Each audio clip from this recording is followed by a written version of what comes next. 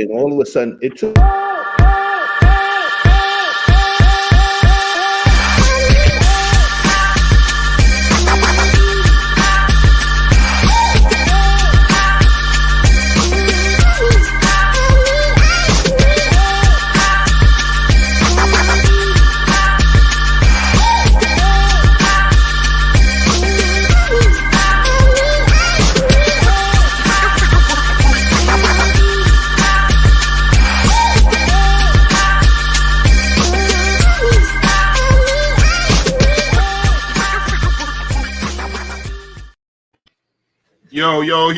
Yo, what's up, my brothers? How you doing? Welcome back, everyone, to Let's Chop It Up. Please like and subscribe. Gentlemen, what's the deal? What's going on, brothers? Good to see you guys again. Good to see you guys again. And that's right, D. Like and subscribe, y'all. Like and subscribe. Find us on Facebook, Twitter, and YouTube, and Spotify and Apple Music. But before we start off, I want to give a big shout out to our brother Derek. Today's Derek's birthday. Happy born day, my brother, man. We love you, man. Happy birthday, kid. Happy birthday. And my man behind you about to come out and give you a little gift. Right there, you know what I'm saying? Right on time. You know, he's trying to get on too. He did a little cameo. Man. We like a Jackson 5 out here. He said you can't get all the shine on your birthday. He said you have to show off with it. Yeah. So Derek, since it's your birthday, man, I want you to start off and tell us how was your week, brother. Yo, man, you know, this is a really dope week for me because you know, anybody who knows been following the show at least, you know, I always talk about my family, I always talk about my son. You know, especially my oldest, he's in the Navy right now, so I got a chance to talk to him again. He's on his way down to Pensacola. He's in Pensacola right now, about to start A school at the beginning of February, and I had my first little taste of fatherhood today, like post childhood. Like he called me. He's off my cell phone plan. He went ahead and he bought his own cell phone, and I tried to keep him on there, but you know, it's so funny. T-Mobile was not having it. They just weren't helping me out. You know what I mean? I was like, oh, son, I got a new plan. You do a new phone, and you know how you do it because they give you a new phone. Yeah, you got a new phone. You can stay on. I can think it's cheap or whatever. It just was not. They were not helping me out, man. And he finally had to cut the cord, man. Had to get his own phone. He's on AT&T now, and I'm like, all right. Wow. You know what I'm saying? Wow. But you know, that was my thing today, man. And you know, hey, thanks, Lisa. I like Lisa. Lisa. Yeah. Thank you, Lisa. And you know, so that was my first little taste of him being an adult, like completely.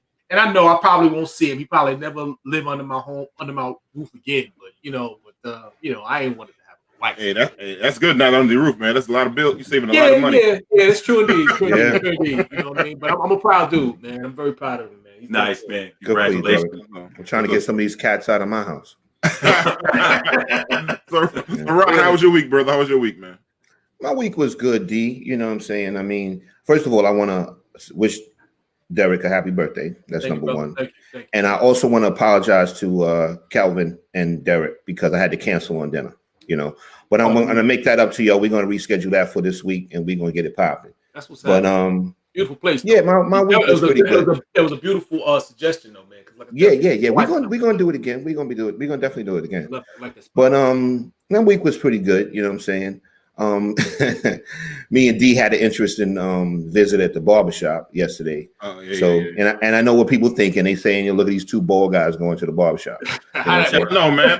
We got our shit trimmed up. You got to get your face trimmed up. And sometimes you got to be connected to what's going on in the barbershop, the rhetoric and everything. Exactly. Me and D was in there when we was talking about the vaccine. And one of the brothers said they took the Motorola vaccine. And I said, the Motorola? I said, D, you have D looked at me. I looked at D and I said, you mean the Moderna? He goes, yeah, I took that too. Yo, that's why you got to go to the barbershop. There's a lot of funny shit in there. A lot of funny shit. My man said he took the Motorola. Yeah, it's crazy. But other than that, everything's good. My family's good. You know, my son went back to school. I took him back to school. rode up there and had to, have all that luggage in the car and stuff. But he's doing good. He's settled in and everything's good. They go, my man, right there. They go, my man. You get the real when you watch the top up, man. That's family shit, man. But other than that, everything was good though. That's good. Kelvin, how was your week, man?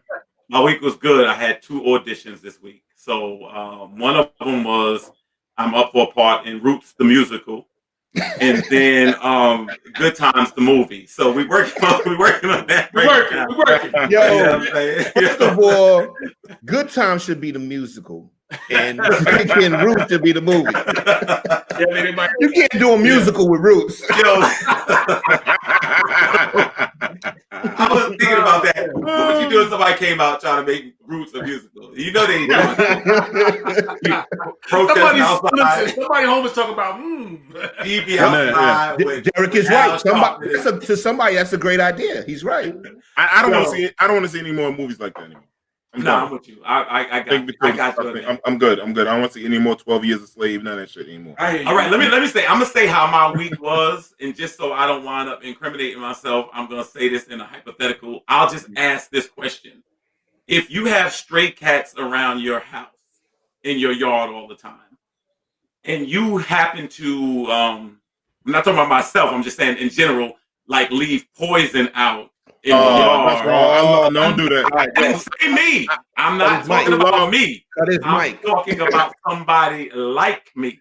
So what I'm saying is, if let's say you just try to poison rodents and then stray cats happen to eat it, is that illegal? Ooh, bro, I don't even want you to ask the question. I don't know. I love cats. So I'm a big dude that loves cats. I love cats. I love all animals. I love all animals. DC ass brothers, man. I love cats. So the reason you got to keep cats around, I live across the street from a lot. I feed the stray cats because I don't want the cats. I don't want the mice in the house. So I keep the cats around. So I'm just saying that hypothetically. I'm not talking about like I would do that. I'm just saying I like the stray cats in my yard because I hate when I put garbage out and then it like stays in the bag. You know what I'm saying? So I like share for everybody. Creatures that come out right. That's what I'm saying because it helps them all eat. So that's why. Everybody. But the week was good though. Other than that, That's good. So Kelvin, you just want to know this in case a neighbor does something like this. You want to know if it's illegal. Because I see them doing that because the cats go in the other yards and everybody is not as cat friendly as I am. And the answer. I know Kelvin loved the cats. Kelvin loved the cats. Yeah. The answer to you. Who doesn't love pussy? I'm not. Yo, pussy's so good. Women love it nowadays. Yo, let me say this. Are there any sponsors? That's all I know. If they are, the sponsors that left the building. He was better off with the poison. Oh man. Now my week was emotional because we laid yesterday my friend's son to rest, and today we laid my cousin to rest, and it's kind of different because with the funeral things now. I don't know if Kelvin, if you did any funerals lately, but people got to go in, and you got to leave out, and you try to give respect to the family and stuff. And this kid's funeral yesterday, and my cousin's funeral, I understand I didn't get to attend his because it was in Maryland. You try to leave respect for the families because they would have packed more of their family in, more of their people in, but you got to rotate, and it's kind of funny with the social distance and thing like that. So it was just an emotional last 2 days. But I got another funeral on Tuesday to go to. But otherwise, life was good, man. I'm here with you guys, and we chopping it up. So I'm good. What's up, yeah. So this segment now, we changed this segment to gave it a new title. This is called the Chopping Block, right? So on the Chopping Block this week, we have still Capitol Hill chaos, gentlemen. Because that's right. So we go to producer Jamie bringing out on that segment right now. Jamie, that these people were so unafraid of the cops, who were sparsely distributed through our Capitol, which hasn't been breached since 1812, when it was burned. The reason they could easily and casually, with their cameras on, film themselves throwing things through the walls of our Capitol, our property, going inside the Capitol, sitting in Speaker Pelosi's office, casually take pictures of themselves, have that played on Fox News, they know that they are not in jeopardy.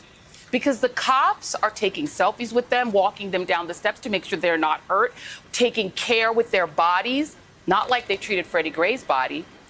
White Americans aren't afraid of the cops. White Americans are never afraid of the cops, even when they're committing insurrection, even when they're engaged in attempting to occupy our capital to steal the votes of people who look like me. Because in their minds, they own this country, they own that capital, they own the cops work for them, and people like me have no damn right to try to elect a president.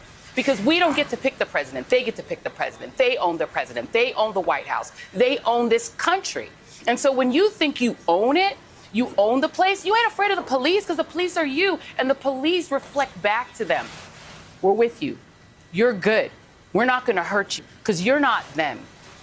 Guarantee you if that was a Black Lives Matter protest in D.C., there would already be people shackled, arrested, or dead.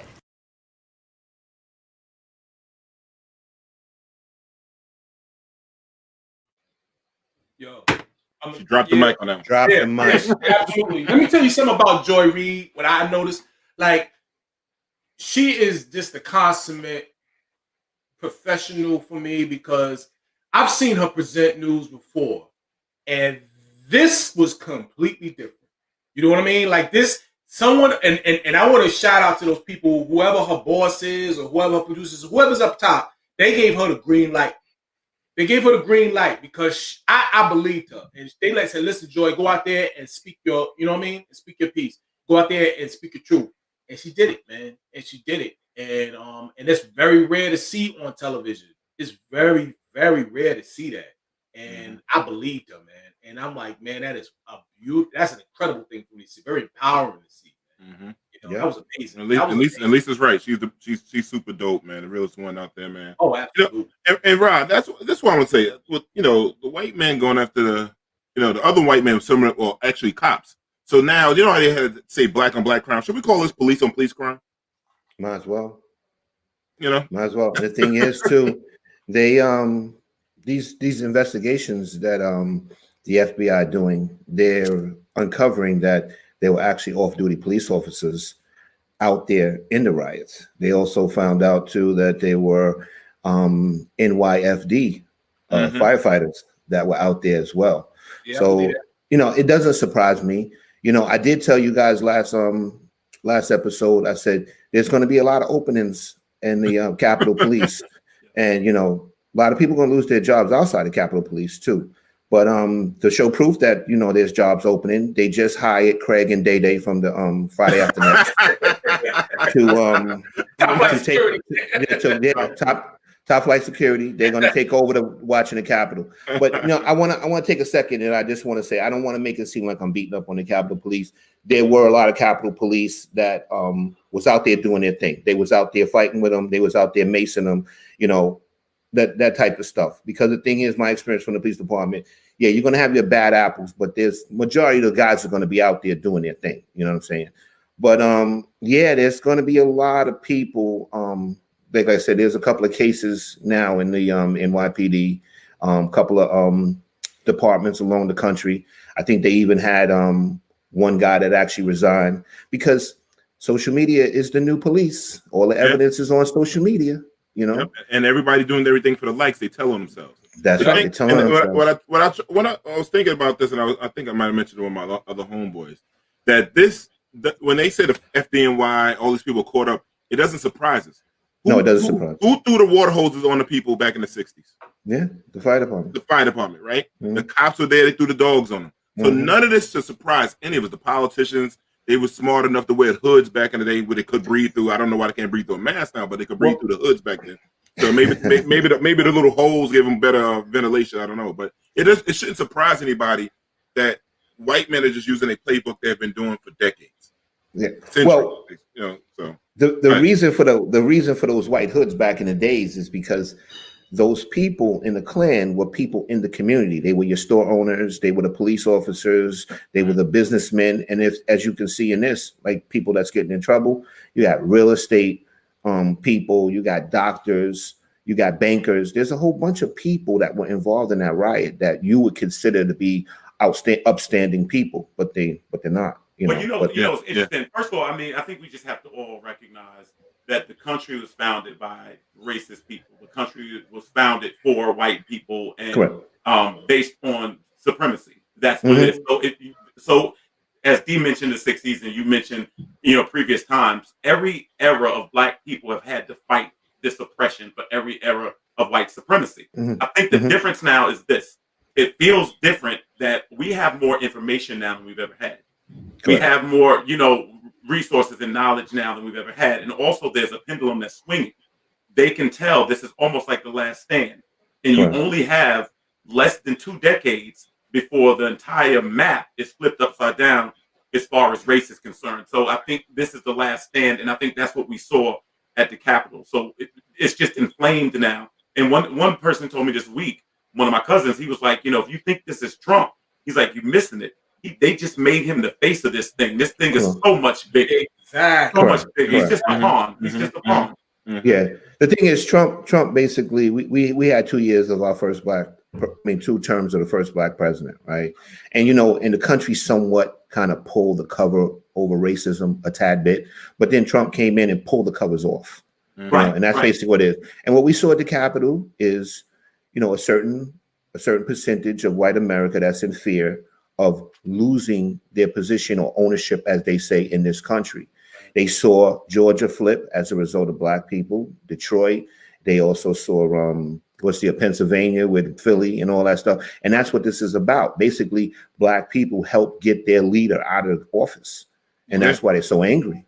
Yeah. That's why Trump is so angry too. That's why he wants to overturn certain things. Because and Damien's right. He is the scapegoat for them. He's the scapegoat. Yeah, they don't even. But see, back to that point you was making, Rodney. They don't even that same percentage, or much of that same percentage, doesn't own the country. Doesn't own the country.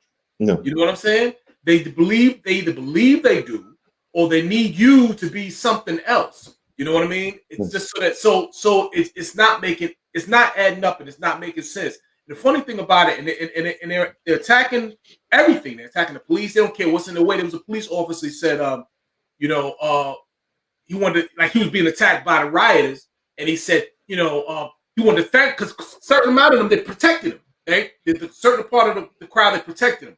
But then he said, thank you for helping me out. But then, but at the same time, he was like, fuck you for being out there.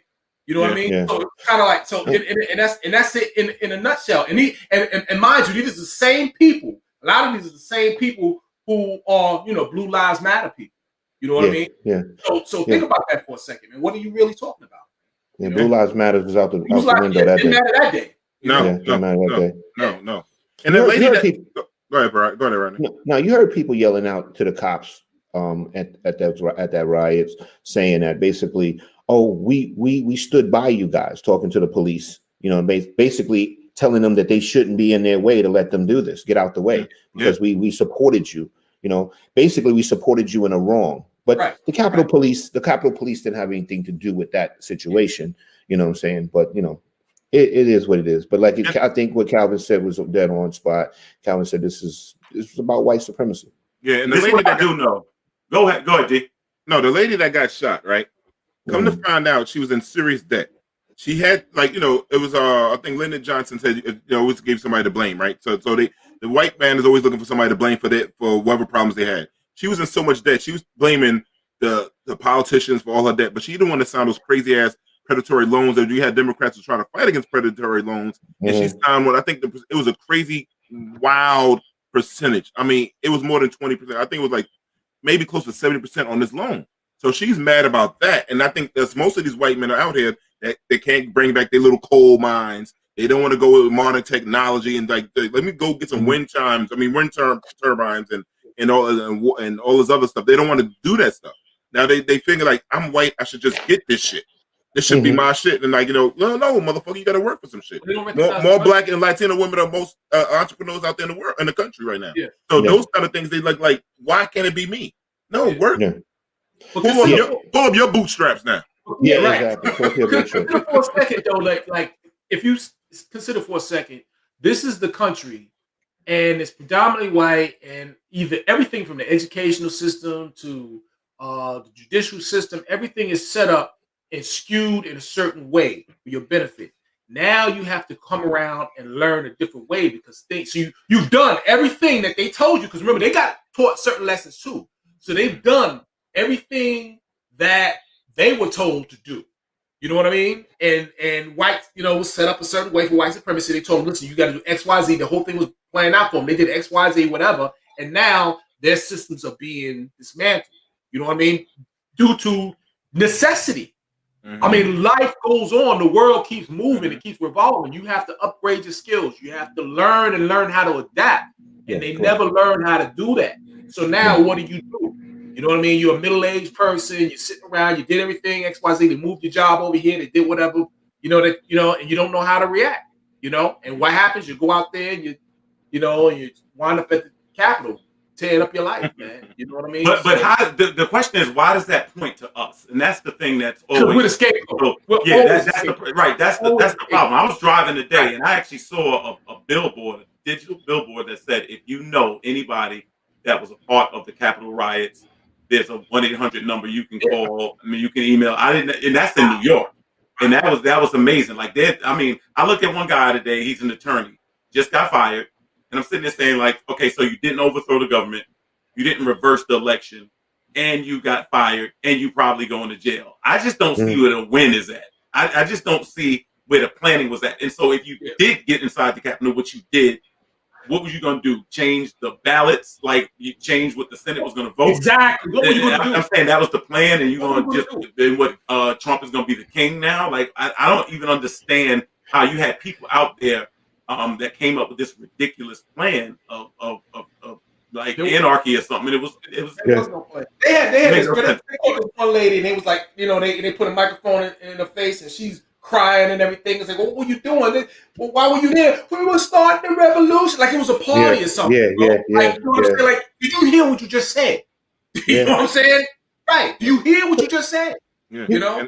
We do realize that some of these people ain't all there. They I get it. Sure they find those too to put on camera. Like you said, it's got so many people on there on social media, because like me and D always talk about this all the time. We say social media is undefeated. You know what I'm saying? Right. If they want to get you on social media, somebody sees your face, they're going to turn your ass in. And that's what's basically happening to most of these people.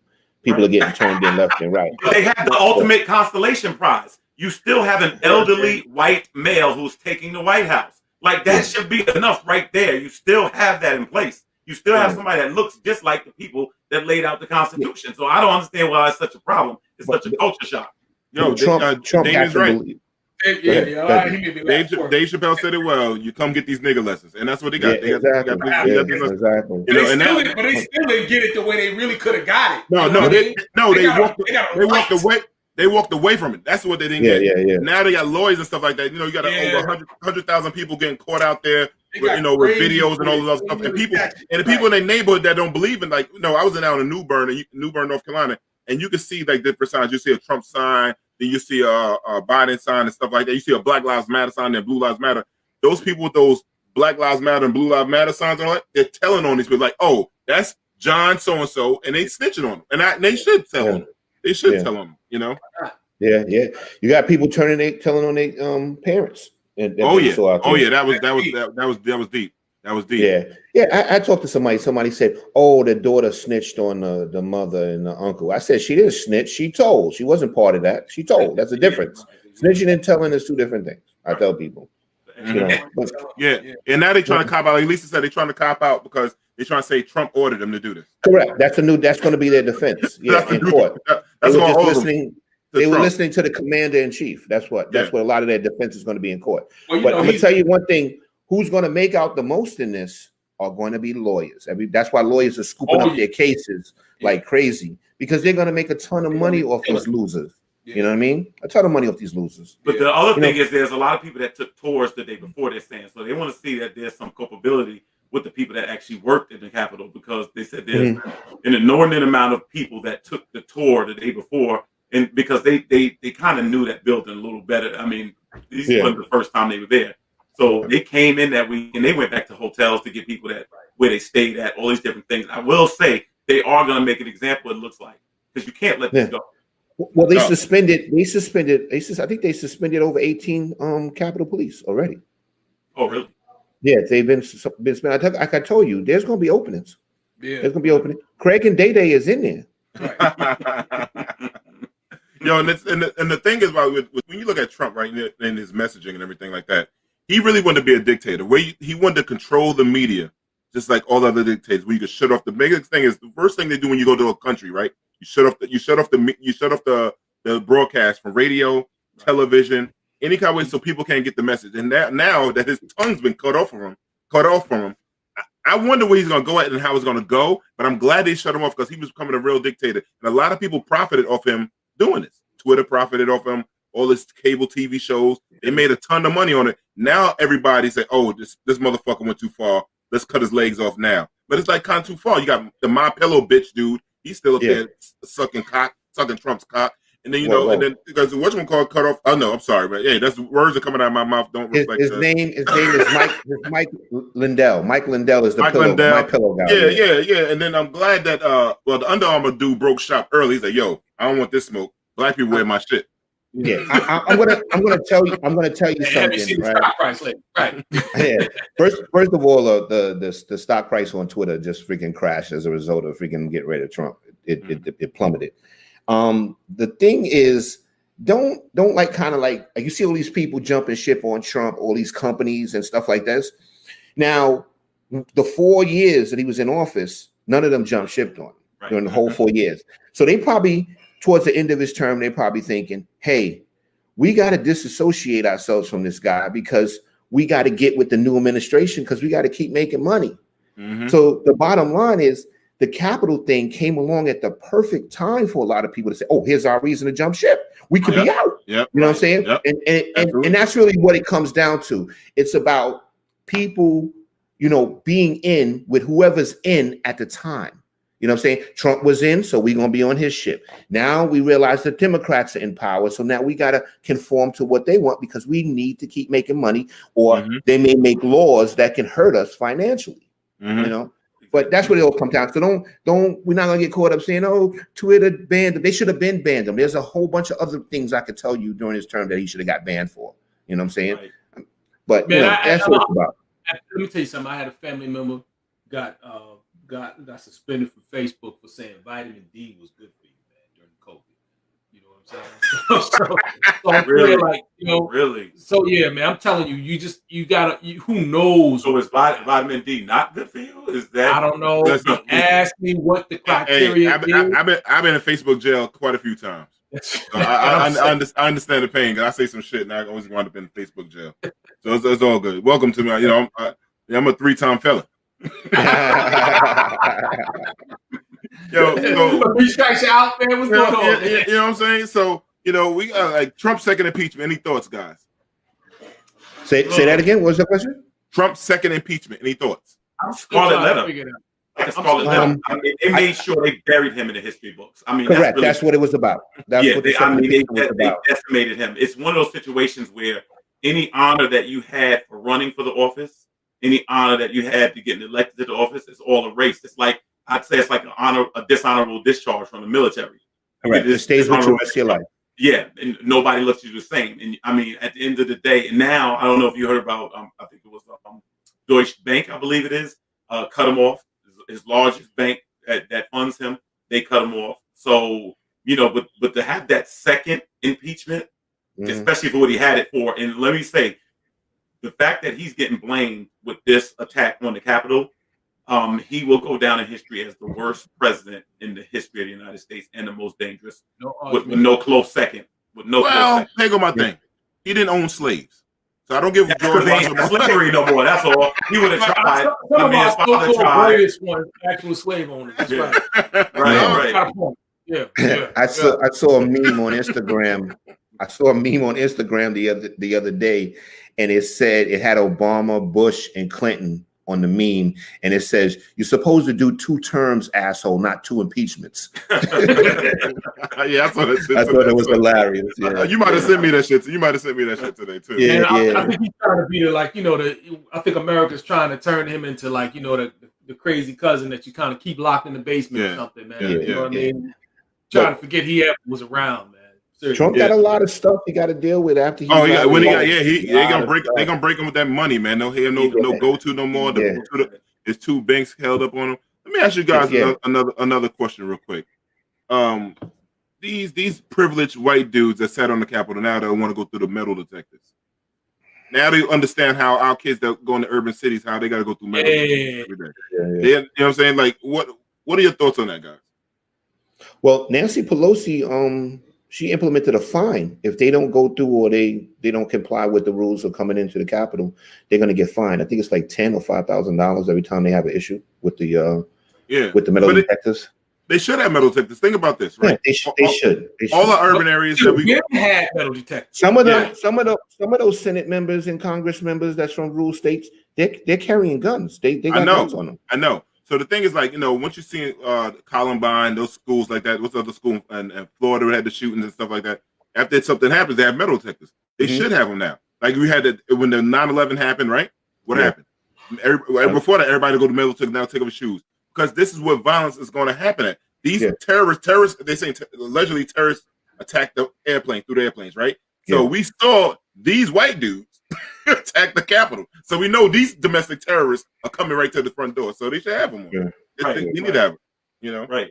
Safety is non-negotiable, and at the end of the day, things keep evolving. That's what it is. I mean, I remember I was in South Africa.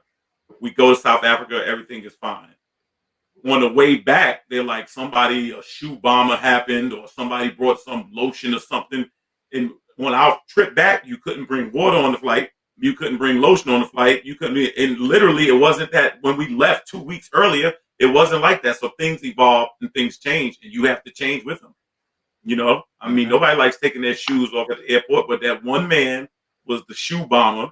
And after that, that's it. I'm going to tell you, I don't care what they make you do. When I get on a plane, I do want to come back off of it. I want it to land. So whatever happens, I have no problem with complying. So if you go into the Capitol and you need to actually, go through metal detectors and to keep you safe, I'm with it.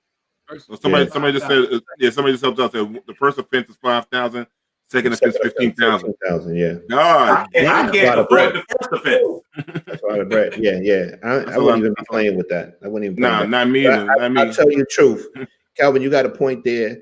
Like when I fly, I don't even want to see nobody tying their shoes on the plane. I don't even play that. I be watching people, because the thing is, I'm not gonna lay back and let you just blow me up that easy. Right. I hear that. Right. But you're right. It's because management. It's management by crisis.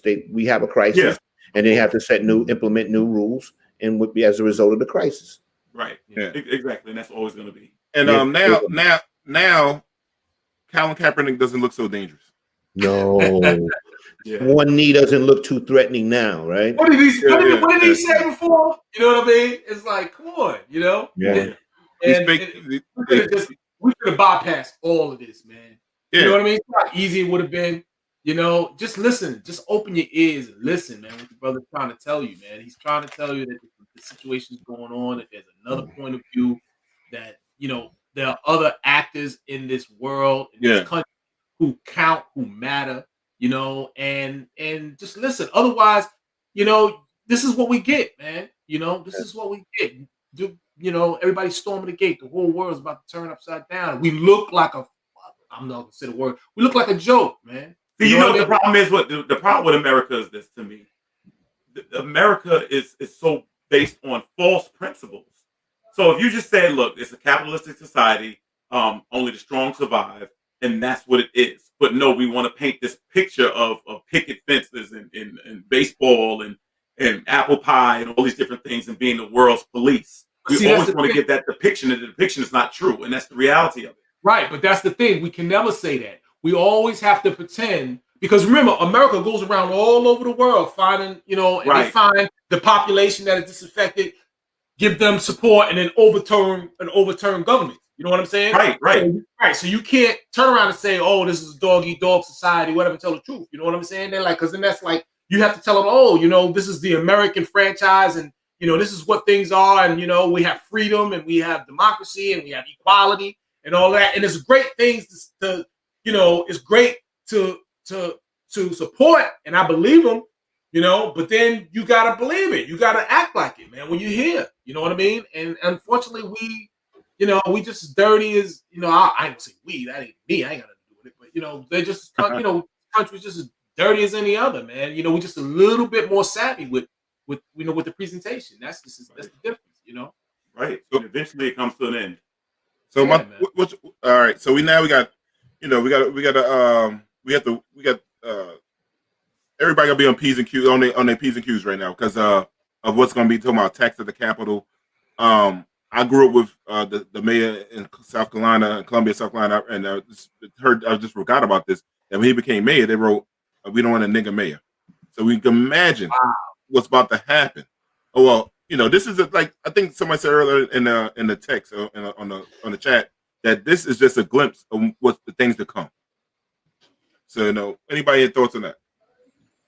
Yeah, somebody told me today they were like, you know, you got to be careful on the 20th because Trump supporters are going to be attacking people, and I just think that's going to be a career decision because I mean, literally after everything that we have been through, with somebody talking about attacking you because they don't like the results of an election. Attacking me? It's absolutely absurd. Right. That's what I'm saying. So all right, look with that. You know, right, that's what I'm saying. Like that's a real serious accusation or threat to make to people. And I just think it's ridiculous. And it just shows a lot. And we always talk about how people can be radicalized and blow up buildings or take planes and hijack them. It's no different. It's no different. We're seeing it right here in our own borders. Yeah. They just caught somebody by the Capitol building with a couple of guns and stuff. Just recently, I think it was just yesterday. Yeah, he had 500 rounds. 500 rounds. Yeah, 500 rounds. You know? And we needed that. We needed, you know what? We actually needed this. We needed for people to be able to see it, especially right here in this country. We needed for people to be able to see it.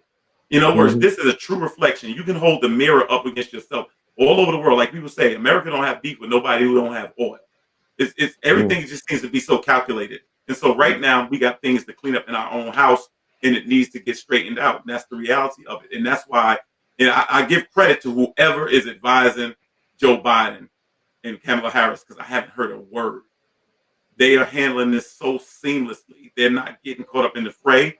And as soon as they're sworn in, it's going to change immediately how they go and start to resurrect the country. And they're just trying to make America look back like it used to, man. Just, you know what I'm saying? Right now they just got to clean up the image. They got a lot of work doing, to do just to clean up the image. The number one thing is just to project stability. You know what I mean? Like, regardless to what you believe, what your political leanings are, how you feel about them, how you feel about Kamala, how you feel about Joe. At this point, we just need stability. Yeah. You know what I mean? So we had a lot of deep talk, but now we're gonna go into commercial first. Before we go into commercial, though, Let's Chop It Up was based on like a barbershop type of thing, right? And every barbershop, one thing we all talk about is hip hop. Yeah. Old school, new school, whatever you want to call it, classic, from the videos of everything. So tonight's show, we're gonna have some fun tonight. We went real heavy and deep early, but we got some fun. Right after this commercial, we're gonna bring in the hip hop. So Jamie, bring us the commercial, brother.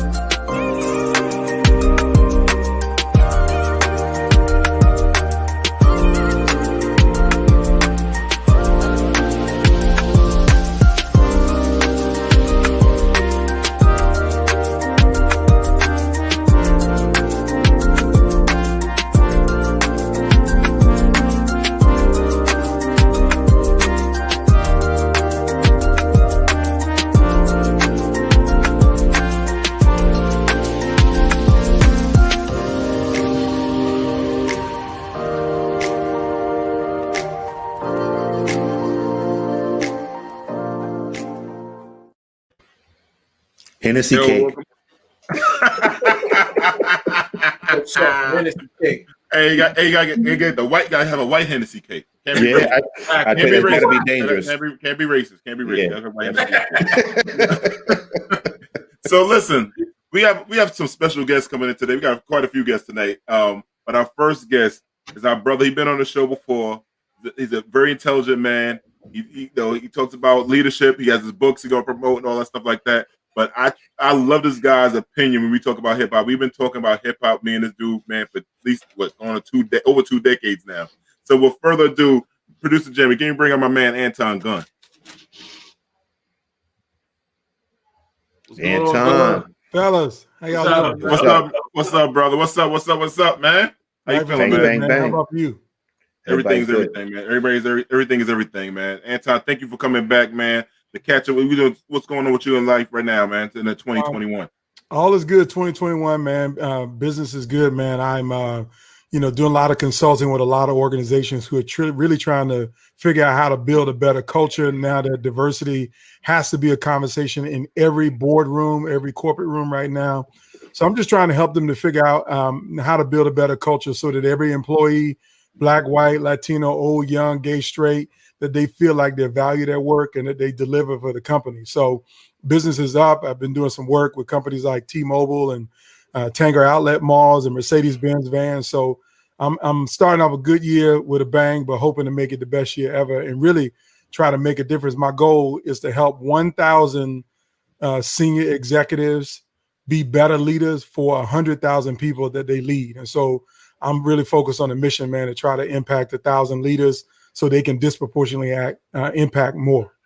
That's what's up, man. We need you in some of these nonprofits up here in New York, man. You need some better leadership. But it's another nonprofit. I used to be a CEO of a nonprofit for 7 years. Most people don't know that, and it's hard. Most CEOs so focused on chasing the money to get the money in the door that they forget about taking care of the people that work in the organization.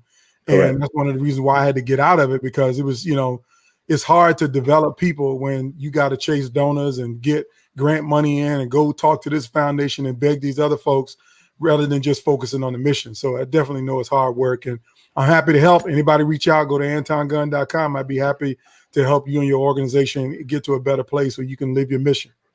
That's what I'm talking about. That's why I love you, Anton.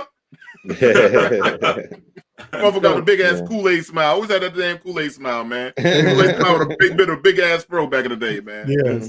Red man style, Red man. That's why I used to call you Red Man. Word. So we got Anton. We got another younger brother though. I'm gonna bring on, man. This brother's really intelligent when it comes to hip hop and just life in general. He's one of the leading brother. I do with a lot of anti-racism stuff with this brother, man. But we talk about hip hop all the time. He has a forum that he goes on Instagram. He'll tell everybody about it. Jamie, can you bring in my man Damien, please? Damien, how you doing, brother? Yo, we can't hear you, D. He's on mute, Sam. He's on mute. Yeah, sorry about that. How y'all doing? How y'all doing tonight? Good, brother. How you doing, brother? Welcome. I'm all right. I just want to thank y'all for the opportunity of being on the show. All of y'all support in different ways. So just working with y'all just is always a pleasure. And I've been listening. Y'all going in. Damien, I just want, before we get started on hip hop, tell people about the stuff you do with mentoring and stuff like that with young people. So currently in my organization, I'm the coordinator of mentor services and resource development. So I'm literally building a mentoring program for young people. And I'm really trying to develop what I call a mentoring community, where it's not just one person charged to like support one person.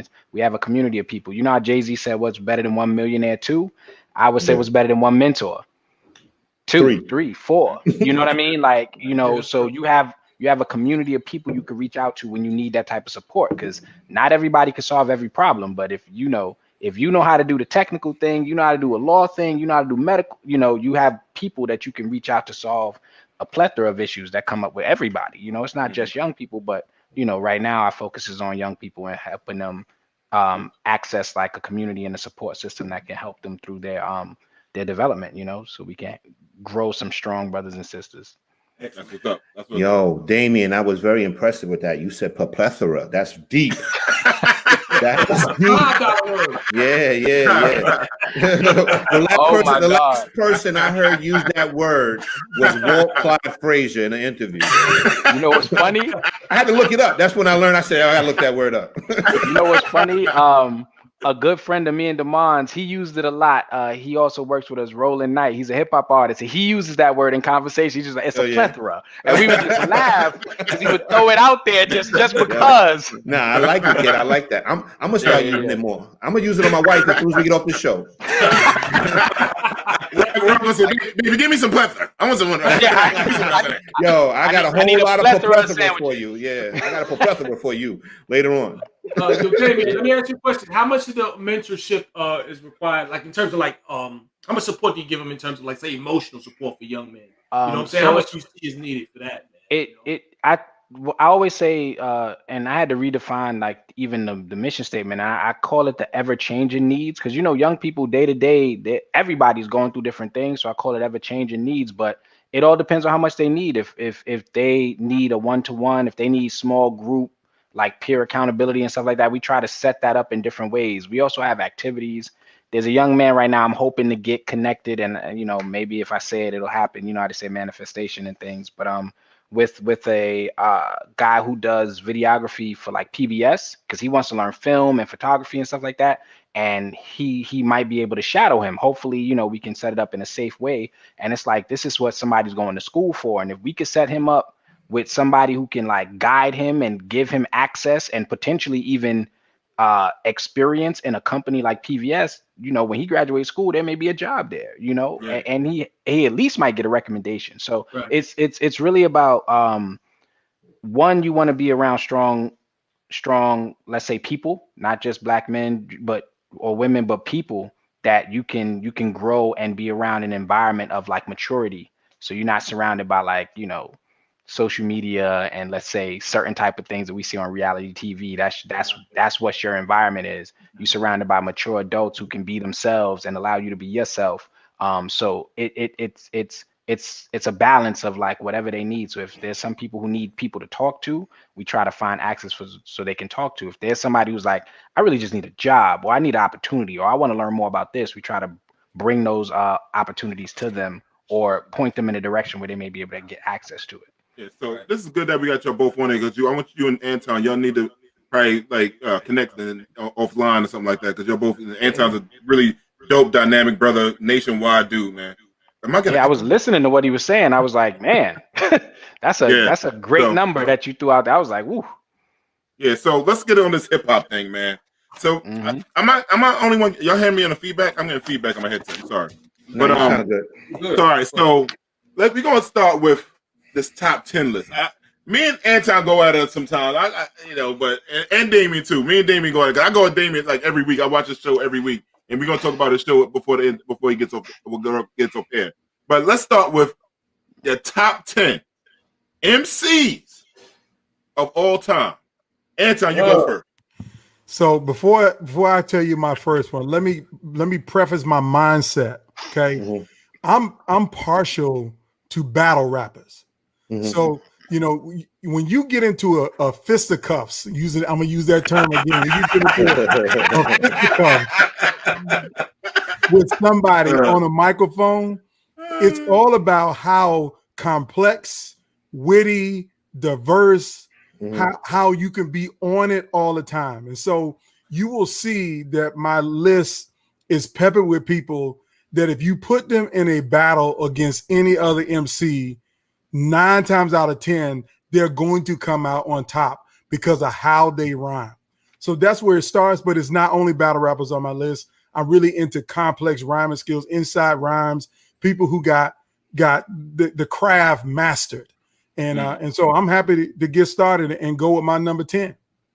Let's hear it, brother. We waiting for it. So number 10, I got to go to Staten Island on this one, and that is Ghostface Killah. Now, I'll tell you 2 reasons why he is on that list at my number 10. He is the most prolific MC in the Wu-Tang Clan, period, bar none. 13 solo albums, and like another 8 collab albums, if you will, with other people. Ghostface is a storyteller like Slick Rick. He's a battle rapper. It doesn't matter the beat. It doesn't matter the sound. He can put it together. Now, I'm going to give you 2 songs that if you really want to understand the greatness of Ghost, that you can just go and listen to these 2 songs. Song number 1 is with De La Soul On their Grind Date album, the song is called He Comes. He throws some bars on there that is sick with it, especially when he's talking about Saddam Hussein's sons. Most people didn't even pick it up who he was talking about. The second one, as I'll just give you the whole album, Ghost Dini, the Wizard of Poetry from Emerald City. Most people ain't even listened to that album, but Ghost is prolific with it, and I just think he deserves that top 10 status because of Wu could be the greatest group of all time. We know Inspector Deck gives the hottest 16, but nobody has done as many albums as Ghost with different MCs. He's done it with everybody, so that's why he's my number 10. Okay, Damien, you're 10. I give you the Ghost. Ghost is in my book. He's right under my 10 though. He's right under. He might be my like 11 or 12. Well, go ahead, Damien. I'm gonna try to keep it short. I don't necessarily have a 10 in order outside of maybe my top 2, 3, but I can't even remember what I told you. I think I put Kane as number 10. Big Daddy Kane is my number 10. I actually believe Big Daddy Kane might have been the best all-around rapper from that era. Better than Rakim. That's an argument. I know people will shoot you in the street. I'm with you. I'm with you.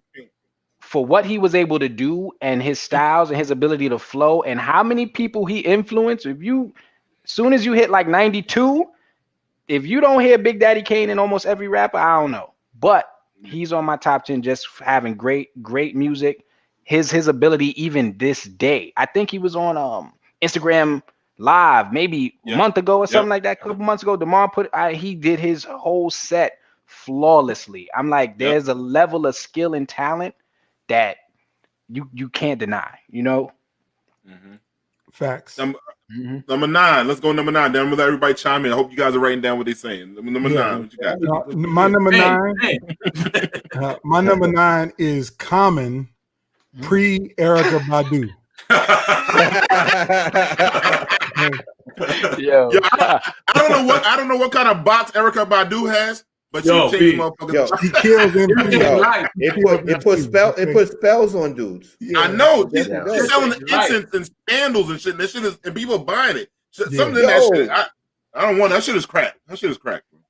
Yo, the thing is, what's the guy's name? Andre 2000. 3000. Yeah, Andre 3000. He got that. She's the reason he dressed like that. Yeah. Okay, so to be clear, what I said about the cats is wrong though. That's not I just want to make sure. Okay, I got you. Just checking, right? Damien, you're number 9. Let's see what you got for your 9. Man. This one might be a little controversial, but I put Styles P in my top 10. He's one of my favorite hardcore lyricists, but he's great at what he does. But if you listen to what he raps and talks about, he's no slouch. Everybody respects him. Also, he had this line in a freestyle on Flex that I was like, I never heard somebody just turn a phrase and catch me off guard like that. It was one of those like, did he just wait? Y'all just heard that? It was one of those moments. He said, I got a lot of spirit in me. Check the next sentence. You got more than 5 senses. You could hear it in me. And I was like, good mother God. Yeah. Did he just write that? And I write. So now I look at somebody else write something. And I'm like, why I don't write like that? Yeah. But that's why Tupac can never be in my list. Because he can't write. Never be in 20, 25, 35. You're going to have to defend that to the black community, D. I'm not going to. This is why I said, because I need rappers to make me want to rewind the song. Like when I had back in the day, you got to go. That's what. If you don't make me do that, you got to get out of here. Because it's like I could write. I literally could write and connect the words, but you don't have nothing to make me like, oh shit, did you hear that? D, you're 100% right. Yeah, you're 100% right. You up like you back me up, D. I'm on. He's not in my 10. He can't be in my 10. He can't be 20, 25, 30. D, that's where you get us in trouble, D, when you go down the whole list and he can't be 20. Bro, I got 20 right now. Easy wrote down. He's not on that list. Out the list. He's not on that list. He's not on the laundry list. Let me just say this. Everybody from the West Coast, don't do anything for me. That's all I'm saying. Don't do anything for me. That's all. So if y'all take y'all show on the road, y'all gonna avoid right, exactly. He ain't even my top 5 West Coast MC. Exactly. Not even my top 5 West Coast MC. Word up. Yeah. There's people on the West Coast that don't think Tupac is in the top 10. Most people's top 10. He's not. There were a lot of people on the West Coast. He shot some cops. Yeah, he got around, and he lived to tell it too. He lived to tell. He went to jail. He did some movies. He's a handsome dude. That's about it. Listen, that's about it. Let me just say this, right? People may disagree. I've had this conversation before, but to me, Tupac didn't really blow up until he got with Death Row and got with Snoop Dogg. You know what I'm saying? So the thing is, that movement helped carry Tupac, in my opinion. He wasn't carrying it on his own. These guys we talking about, they was carrying it on their own. You know what I'm saying? So the thing is, too, D has a valid point. That's the way I see it too. Remember, when we were young, we'd be in the car and a record come out, you're playing in the car, and he say something so insane, you'd be like, rewind that. Did you hear what he said? If you can make me do that, you are hot. You are hot. And Tupac never made me do that. Yeah, in my show, we talked about him, and I would say Tupac, he made some of the greatest hip hop songs, like Dear Mama, Never Call You Bitch, songs like that. If you did the top 100 songs in hip hop, he might have 7 or 8 songs on that list. Yeah. But if you do the top 1,000, he only got those 7 or 8, and then he disappears. Wow. You know, so it's like that. Yeah. But what number are we up to now? 8? Anton's 8. Who's in 8? Number 8 is Black Thought for me. Yeah. I mean, and I can just tell you, Funk he can hang with anybody. 9 minutes and 47 seconds. 9 minutes and 47 seconds nonstop. That's why best freestyle heard ever. Yes. The best. Period. You like Damien. Yeah, I forgot to. No, he should have been up there. I didn't put him in my top 10, but he should be. Slick Rick. I still don't know anybody who could tell stories better than Slick Rick, and his flow is still one of the top 5 flows in hip hop history. Yeah. Like, he could just give him a subject, he just start rapping. It sounds like he's talking to you, but it's so slick, so smooth. His delivery is still impeccable. And his voice, he got his voice. Yeah. He has a sound. Yeah. And we got a funny comment. We got one funny comment about Tupac. Brad said, I got Tupac right behind MC Snow. Informant. Oh my God. That's why I laughed. That kind of made me chuckle a little bit, man. Smile. That's bad. Yeah, I forgot about Snow, man. I forgot about Snow. That's funny though. Yeah. All right. What's your 7, Anton? Who's number 7? Big Pun. Yeah, Big Pun is on my list at number 7. Just his ability. I mean, he's the one that you got to rewind all of the time. Yeah. You got to rewind him all of the time. Anton, let me ask you this. Yeah. A lot of people I talked to, they said they never even heard the song. But Big Pun's favorite song to me was Rib Tips and Grape Soda. You remember that song? Yeah, I'm serious. I just, because the thing is, like, I mean, when I was young back then, I could relate to what he was saying about standing on the corner eating those rib tips and grape soda. You know, I don't know, but you're right. You have to rewind a lot for Big Pun. I mean, it's sad that his life got cut short. And it was short. One album. One album. I mean, like, whatever he touched, like Fire Water. I mean, man, he was incredible. Incredible. Damien, what you think about Pun, or you want to say your 7? It's up to you, man. You got Pun is great. I didn't have him in my top 10, but I think he had some of the highest potential of any lyricist. And him, a few others like Big L, a few were cut short that we would have a completely different hip hop scene and history if a few of these people weren't taken from us, or they didn't lose their lives. I believe my number 7. What was my number 7? It was Redman. Yeah. I think Redman is the probably top 5 most underrated rappers. He is the person Eminem said his inspiration is from. So if you love Eminem and you don't like Redman, I think there's a problem in that. Redman has some of the greatest music, entertaining. I think he dropped a song "Slap the Shit Out You" like a couple months ago, and I sent that song around to so many people. That shit was hilarious. It was so fun, and the video, oh my God! But it's just I feel like he brings a level of fun and energy that he never left and lost. He could tell stories too. Like the Superman Lover series is probably the best series in hip hop. It has so many tracks and they're all great. And I might get some hate for this, but I think he kept Method Man career from disappearing. He did. I think he I did. agree. It's my I agree. opinion. I agree. And Method Man is a legend. So if you could keep a legend alive, you gotta at least be a legend. Listen, Redman's so good that they done made him a member of the Wu-Tang Clan. I mean, how many people get to do that? Yeah. Right, they did. Yeah, Anton, you're number 6. Number 6, what you got for us? Cool G Rap. Yes. All right. Cool G Rap. Cool G Rap. I mean, listen, I listened to Men at Work just yesterday. Okay. And I want you to understand something that I learned watching TL Cross on Instagram. When they did the symphony, G-Rap was going so hard that they made him stop rhyming. Yeah. He put the rest of the rhyme on the Men at Work. So the whole first verse of Men at Work is the continuation of his flow from the symphony track. Yeah. It's incredible. And then don't get me started on him and Kane's demo tape when they was both rapping over Raw.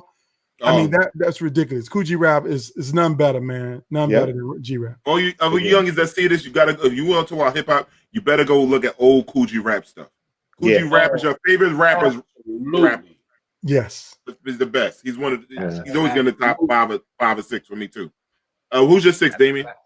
I believe my 6 is Scarface. I think he's also another very underrated rapper. His ability to I think his conviction and honesty and realism. Like, he talks some horror stuff and things like that, but his album, what's the name of that album?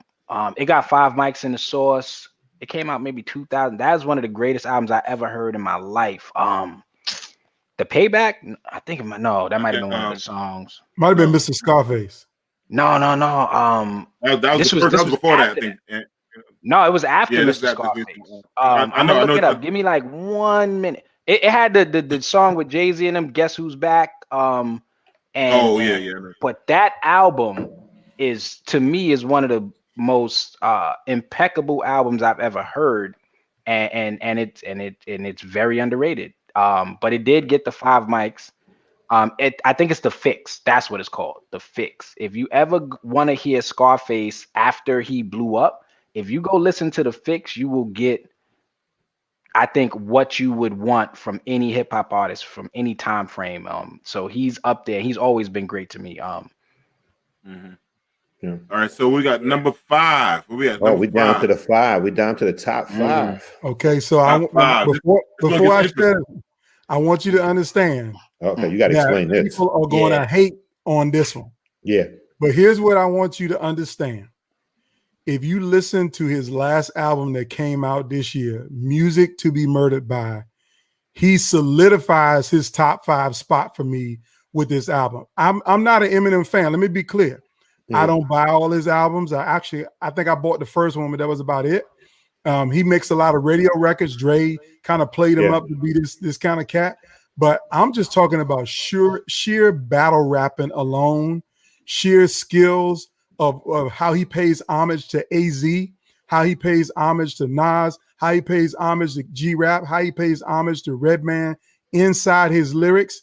This man knows his craft. He knows his hip hop, and he respects the game of the music. And he's just done it so well as a lyricist that I had to put him and give him that spot. Okay. All right. I agree with that. That's a good point. Damien. I respect all the points. He just can't be in my top 5. This is not number 5 even in top 5 all time, but he's in my top 10, J. Cole. I look at the new rappers and I'm like, which one of them actually makes music that lasts more than 3 weeks?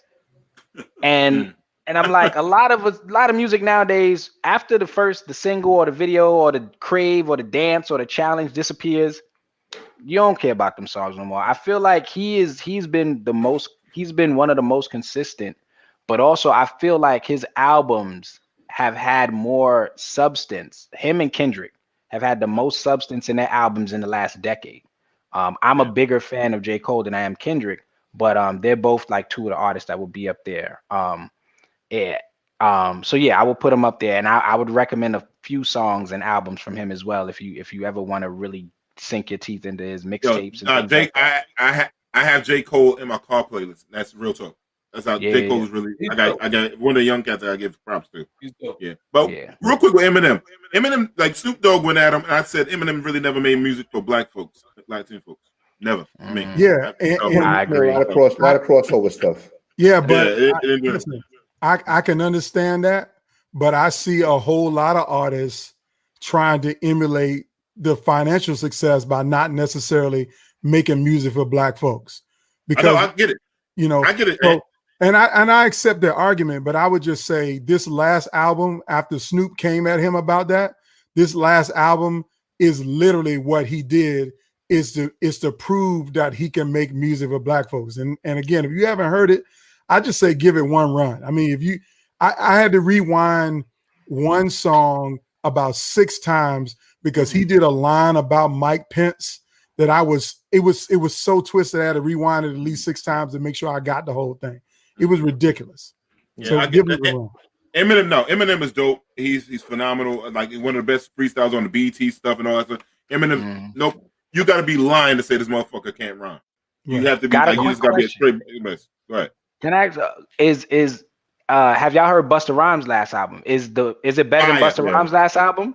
So I would put them like par 1 and 2. I mean, it's really good. I'm serious. I mean, it's a double album at that. And again, I don't listen to Eminem, but I listened to this one from the first track all the way to the last track. In the first 7 songs, I had to stop and play them back over again before I went through the rest of the album. It was that strong. Wow, that's good because so Busta's last grabbed album your to me was attention. crazy. Busta Rhymes album is fire. I would say that's the best hip hop album of the year right now. That's what my thought was. And hands down, best hip hop album. All right, do we on the number 5? Is Damien's turn? 4? No, Damien. 4. Oh, yeah, 4. Yeah.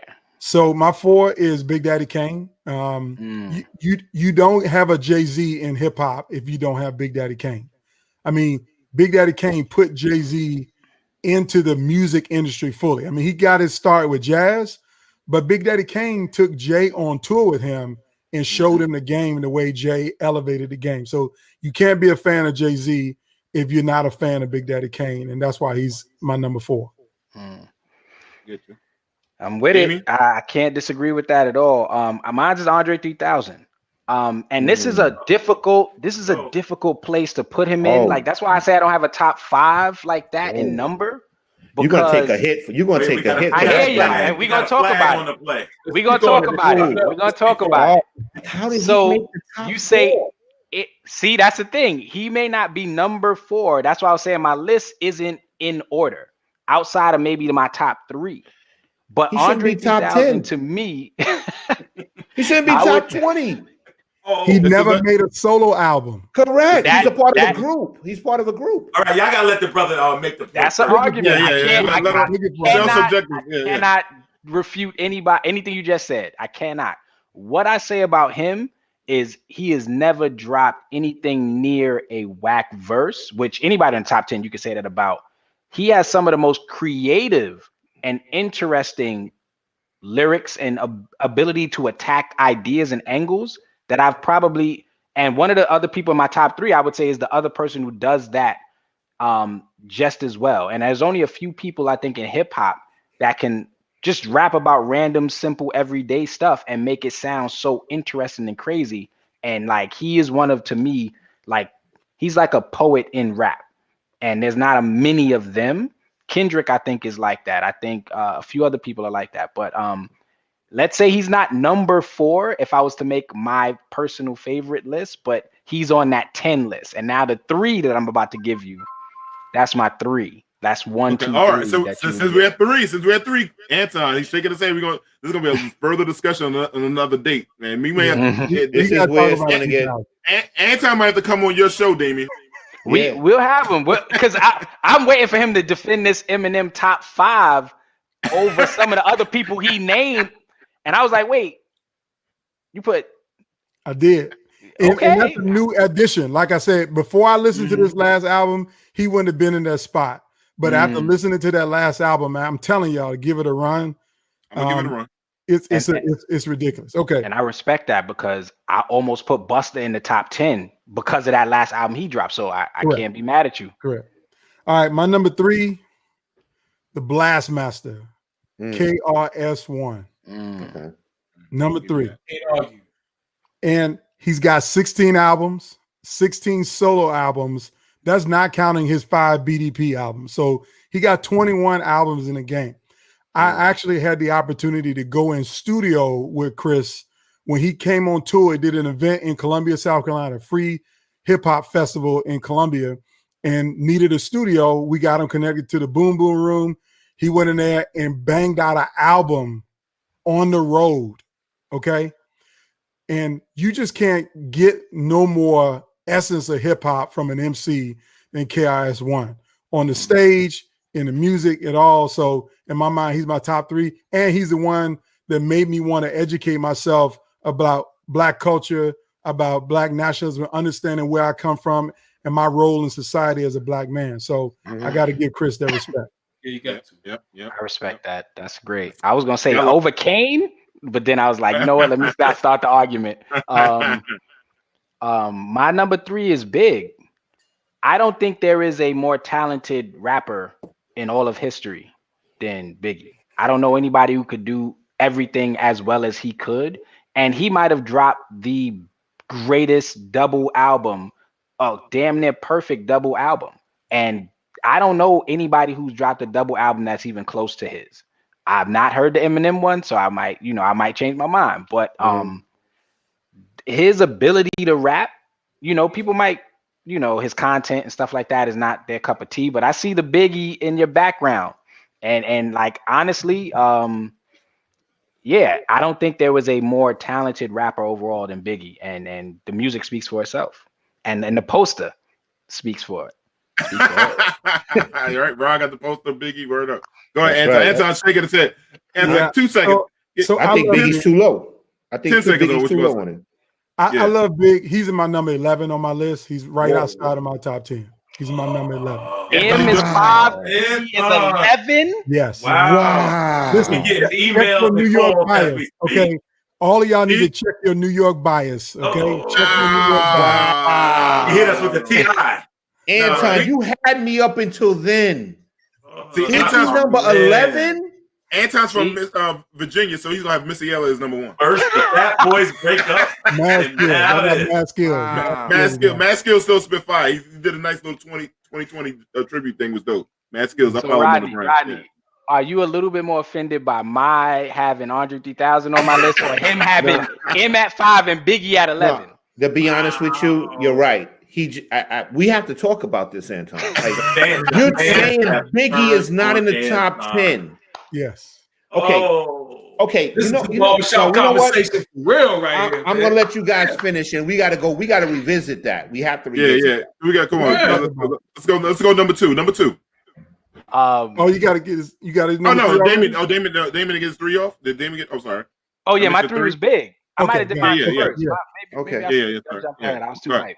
My number 2 is Olu's son, Nasir Jones. Okay. That's my number 2. Yep. That's number 2. I'll give you that. I ain't gotta say much. That's it. He had the most classic album of all time. Nobody's gonna argue. Nobody's gonna argue Nas. Nobody's gonna argue. Because his music still. I was watching. But I'm not. He done did it now. He done did it now. I'm good. Nah, y'all got it. I'm just talking. But I would argue it on my show, but not on this one. Somebody say Magoo is number 1. Magoo is number 1. So let me tell you how it is. Magoo is fire. Let me tell you about this. In 7th grade, I battled Magoo in the 7th grade hallway bathroom in a beatbox contest. We went to junior high school. He cooked you? Did he cook you though? That's what we need to know. Yeah, who won the battle? He couldn't be. Who won the battle? Oh, okay. Oh man! Now y'all gotta ask Magoo. Magoo gonna be like, man, I cooked him. So my number 2 is also one of my personal favorites. So this is more of a personal decision. I choose Lupe Fiasco as my number 2. Okay. God. I don't know if I put him better than Big, but they're close to me because I believe he's probably the most creative hip hop artist in the last 2 decades, and I still put him above like a Kendrick. And some of his content is some of the best and most educational that I've had. Like KRS-One he talks on things on an even deeper level, and he just has some music that I feel like is too good to just be like, wait, I didn't expect people to think on this level to be able to also rap and rhyme on this level too. And his ability to do all the different things that Anton was talking about, internal rhymes, external, double, triple entendres in the same 2 couplets is ridiculous. I promise you would. Yeah, we did hear Guru. I see somebody in the chat mention Guru, and I'm like, yeah, Guru is great. But yeah, that's Lupe Fiasco is my number 2, and I think that's more of a personal choice. Not many people are going to agree on that, but in terms of lyricists, he might be in my top 4 lyricists of all time. And some of his albums are some of my favorite albums because of his content. Yeah, Lupe is great. He's really good, but nobody got him in their top 10. No, right. Not even in the top 67. He's not even in the top 67. You know what I'm saying? Come on. Yo, I'm going hard, man. Nah, man. 67? I'm getting offended. I'm getting offended here. Hey, we gotta get to the next segment. So who's number 1? And Anton's who's your number 1, Anton? Rakim. Yeah, now you're talking. Now I'm back on your team. Now we're talking MC. Now you're talking about the God. He is the alpha and the omega. Period. Rakim made everybody change the way they rhymed. Period. Yes. Once you heard Rakim's first record, it changed the game. It put everybody under pressure. We can't just say cat, scat, rat no more. Rakim just changed it. He just changed it. Rakim is the MC that made you stop and go to the speaker in the first place. Exactly. Before that, there was none. That dude was like this. What did he say? He's the first rapper that really made you start pressing rewind. Absolutely. You know what I mean? Absolutely. The prototype. He was the prototype, bro. The modern guy. Unbelievable. So Damien, for the sake of time, what's your number 1? Jay-Z. I think Jay-Z is the one who did what Rakim did. He changed the way everybody rhymed after him. So when he came out and he started rhyming the way he was, I'm a hustler is a Jay-Z line that we done heard 4 billion times since then. Jay-Z changed his style like 3 or 4 times. Like if you listen to his early stuff, he was like a speed rapper. You know what I mean? Everybody uses that excuse for some reason. Because it's true. You know, multiple people use multiple styles when they rap, but the one that stick, the one that you use more than any other is like your main style. You switch up every time. Like people switch up flows. The reason they're changing is because it's not working for them. Oh my God. Jay ain't in my top 20. I'll say this. Rakim had a great 5-year run. I was waiting for him to say that to y'all. I was like, let me stay quiet. That's Virginia bias. I was going to type and say, Anton, say that. So now I got a question. Rakim had a great 5-year run where he was untouchable. And I listened to him in the last decade, and I wasn't impressed in any way. I can't song for song. I don't think there's anybody that's close to Jay-Z. Song for song over career, I don't think there's anybody close. I think Jay-Z is probably you could argue that he's the most influential rapper of all. Correct. Yeah. Most successful, one of the most successful. Certainly the most successful. The most successful period, hands down. You could definitely, in terms of finances, in terms and in terms of carrying the culture forward into the future, you gotta mention them in those terms. But it's valid. You know, I got him. I would put him on my top 10 for that reason. You know what I mean? But he's in the top 10. He's in my top 10. In terms of me, this is why Jay doesn't go there for me. He rapped about money, hoes, and clothes for too many years when he wasn't doing it. He didn't elevate his content until later in his career. Like 444 is a great album. But I mean, how many years can you rap about money, hoes, and clothes? So Eminem didn't rap about random wild stuff for the first 90 years of his career. And did you hear Jay-Z first album when he was rapping on songs like The Evils and songs like second album Lucky Me and Where I'm From? So there's a bunch of content outside of that stigma of him rapping about one thing, about money, hoes, and clothes. Those are singles, just like Big. Just like Mace, you hear them rap about that on the singles to put out to the public, and then you listen to the album and you usually get a different experience. That's my opinion. You know, just saying. But Eminem was rapping about beating up Katy Perry and Jessica Simpson and who else? You know, for like a decade. You know, you couldn't relate to. You know what I mean? But yeah. But in his defense, again, if you're talking about somebody who carried it forward and let a whole bunch of cats after him eat, you got to mention him. You know what I mean? And you got to mention Jay and those kind of guys. And I understand that. You know what I mean? So my last thing I want to say is I just wonder what Jay-Z would be if Biggie was alive, though. It had two more albums. I think Jay-Z admitted Big made him step his game up. Jay-Z admitted that. He said, Big made me step my game up. Yeah. He said, especially after Who Shot You. After he dropped Who Shot You, he said, I had it. Yeah, Big opened. There was a little. He dropped up the tape. He said, hold that. He said, hold that, and drove off.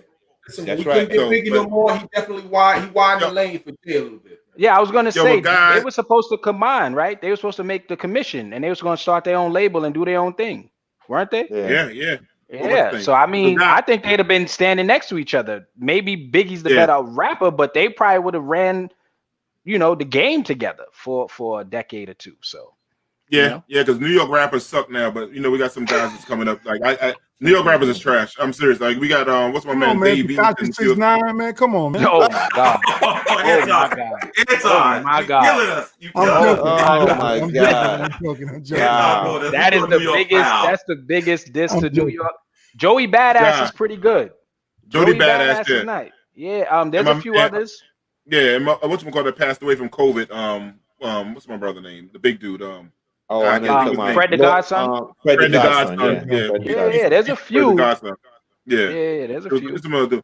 So guys, now let me just ask this last thing, D. Why nobody ever give LL a shot? Y'all do LL wrong. He's on my list. He will battle anybody, and he don't care who you tell. He'll lose though.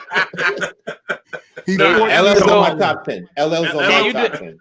Can you defend He? Do not sleep on defend that. I can't defend He. You can't. Blow tissues. It hurt when y'all say it. But LL, he tried to battle a few times. Like he tried to battle X, he tried to battle J, and it just didn't All work right, let me out. just ask this question. Chuck D said that LL was hip hop's first superstar. He was. Hands down. And we always around when that was going on. You know how it was. That was our era. He said Curtis Blow was hip hop's first star. Right. LL was the first superstar. That's why you got to mention LL, man. And that's why. No, guys, before we listen, G, Skeevy, delicious. Shout out to Alyssa. Shout out. Word up. So listen, before we go, guys, I want you guys anything you have coming up and that we want to promote, please let us know. Anton, you get the first shot since you're the older gentleman out of the two. Yeah, so I'm working on a new book. It won't be out for another year or so, but when I turn 50 in 2023, I'm doing a rap album. So I'm putting out an album for my 50th birthday. Say word. You serious? Serious. Yo. Yeah. I better get 16 on it, man. You better come ready because I'm bringing the band back together from back in the day. You better come ready. You know you got to get on that. You got to get on. You remember Spec from college? Yeah. Where's Spec at now? He's in Charleston. Spec still spitting five. Best freestyles ever known. As Spec was remember because he sounded like Magoo. He could never get a deal because he sounded like Magoo because he had the same voice. But word up. But ask Lord Finesse and Bismarck said when we was in one time in Queens in the club, he told all them people there, you better not mess with the country dude with the overalls. He'll kill you all. He's the nicest dude out. But anyhow, Damien, what you got promoting, brother? I mean, if y'all want to read my book, Learning to Quote Myself, is on my website, DamienTillman.com. You can follow me on Instagram, Twitter, Clubhouse at DamienTillman9. This is my logo right here. There's shirts and things like that. I am currently working on building up the show that I have called The Framework, where we actually take these type of top 5 barbershop discussions, but we create a framework to have the conversation and a system in which we could have these debates where we're not just yelling at each other like it does happen in the barbershop, where the loudest person just seems like they're right. No, you have to make your points and things like that. So it's a good show. Damon has been on it. He came at my soul a few times. We had a fun time laughing about it. It's great. But yeah, we've been on a break soon for the holiday season. Really good. We coming back soon, so I'll definitely shout that information. But if you follow us, follow me, you'll definitely get all the information you need there. Anton and all right, bro. Damien, I want y'all to make me one promise though, that this stays on podcast. All right, I don't want anybody going into the studio after this. Anton, do not go in the studio. Damien, do not go in the studio, because you know in 2023 when that album come out, Damien, you know he coming for you. So I'll let you speak. All right, we're gonna keep it. All right, that's all I'm saying. All right, the we whole keep album is gonna be an ode to hip hop. I'm just telling my ode to hip hop. Hip hop is my life, and hip hop is who I am. So I just want to celebrate the culture, man, and in the spirit of it, and do something fun. And I'm probably gonna donate all of the money to charity that I make off the album, because I am going to sell it. I'm going to sell the album. Yeah, please let me know so I can promote it as well. I was going to say, I'll just get Loaded Lux. I'll pay his fee and be like, yo, you got to go get this guy, Anton Gunn. He was talking about me. Battle him real quick on TV. Finish that problem real quick. Get him out of here. Yes, sir. Yes, sir. My brothers, I love you guys, man. Peace, man. Thank you for coming on, man. Thank you for this. I got to get a t-shirt. I got to get a t-shirt. Please let me know when I can get a t-shirt. Anton, Damien, text me your address and your size of your shirts and we'll get it to you. Oh, yeah, and I'll buy one too. I'll buy a second one. So just let me know. I want to support. That's what's up. But we ain't selling them, man. We giving it out the love, though, man. So yo, relax, Steve. Relax. I appreciate it. Relax, man. Producer Jamie just buzzed my ear too. He just buzzed my ear. So okay. Yeah. All right, brother. We gotta get to our next guest, man. I'm sorry. All right, have a good one. All right. Peace. Yeah. Hey, Rob. I'm sorry about that. No, it's all right. that was giving them away. We ain't paying. Hip hop, like people's list is subjective. This is good, you know what I'm saying? Like they get the different perspectives of who they see and how people make them feel. That's what it comes down to, what you make you feel and stuff like and skill set like that. It's your top 10. It's not anybody else's top 10. It's your top 10. Very personal thing. Yeah. So, you know, with that said, like, you know, parts of hip hop always had to play with videos and stuff like that, right? The video era really propelled hip hop to another level, and music and R&B music and all that stuff like that. So, you know, we got a next guest coming on, but I remember, guys, do y'all remember Video Music Box back in the day? Of course. Do y'all remember how when that came on? How you make you feel you ran home and everything? You press record. For you young people, something called the VCR. So you used to press it, record the video, right? And then you played them on Sundays when we couldn't get any black movies and videos back in the day. So with that said, Jamie, can you play a little clip from back in the day so people can refresh their memory of what we about to talk about and who we about to bring on?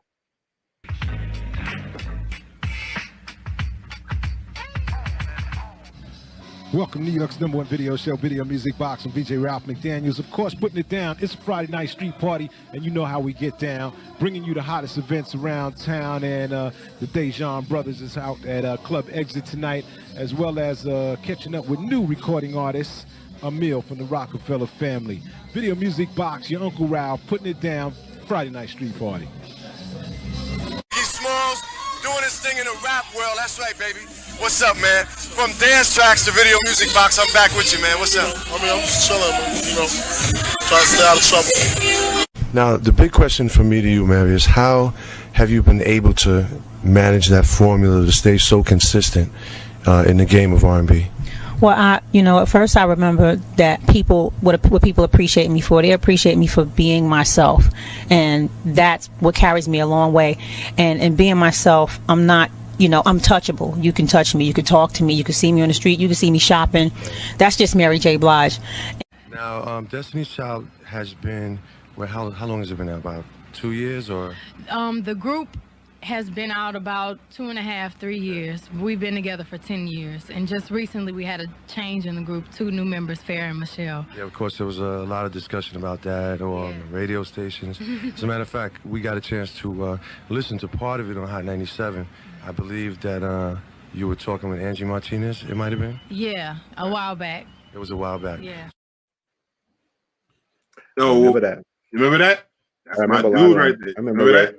Yeah. Big Kid, Ralph McDaniels. This guy's bringing up, and my man, our guest, Ray Dejan. What's up, Ray? Yo, what's going up, on, Ray? y'all? How you feeling, Ray? Good. You good? Yeah, we hear you. Yeah, we got you. Okay. Yeah, man. Yeah, goddamn. I was looking at the video. I'm like, shit, my hair was black. I was like, yo, is that me? Is that young Ray right there? Hey, brother, you still have hair. My shit is shining on this joint right now. You looking good. I was backstage checking out a few people's hairlines. Some of you guys made a very conscious decision to cut it off. Hey, you make a business decision, man. You don't want to walk around. You don't want to walk around with the Lou World's hairline. You'll never find a hairline like mine. I was checking out your guests, man. And first of all, I was falling asleep because I was supposed to go on at 7:50. Oh man, I'm sorry, Ray. I'm good. I'm good. I mean, I'm old now, so I was checking out your guest, Anton, right? Mm-hmm. Did you notice? Because like I'm very observant about a lot of things. Mm-hmm. Did you notice in his background he had the grandma bookcase? Did you see that? And he had the original internet. Y'all didn't see that? No. Now I don't know if y'all caught it because I'm very observant. When I say the original internet, he had every single version of the encyclopedias in that bookcase. Wow. Britannica encyclopedia. That was our internet back in the day. That was our internet, brother. Word up. Right, damn, that's why this dude is smart as hell. Yo, word up. Google, man. My parents only go forward to 1979 though. That was it. That was it for me. Yeah, so Ray, we had Ray happy that we have you on the show, but you guys don't understand like how much y'all really meant just personally to me, like with bringing videos of hip hop.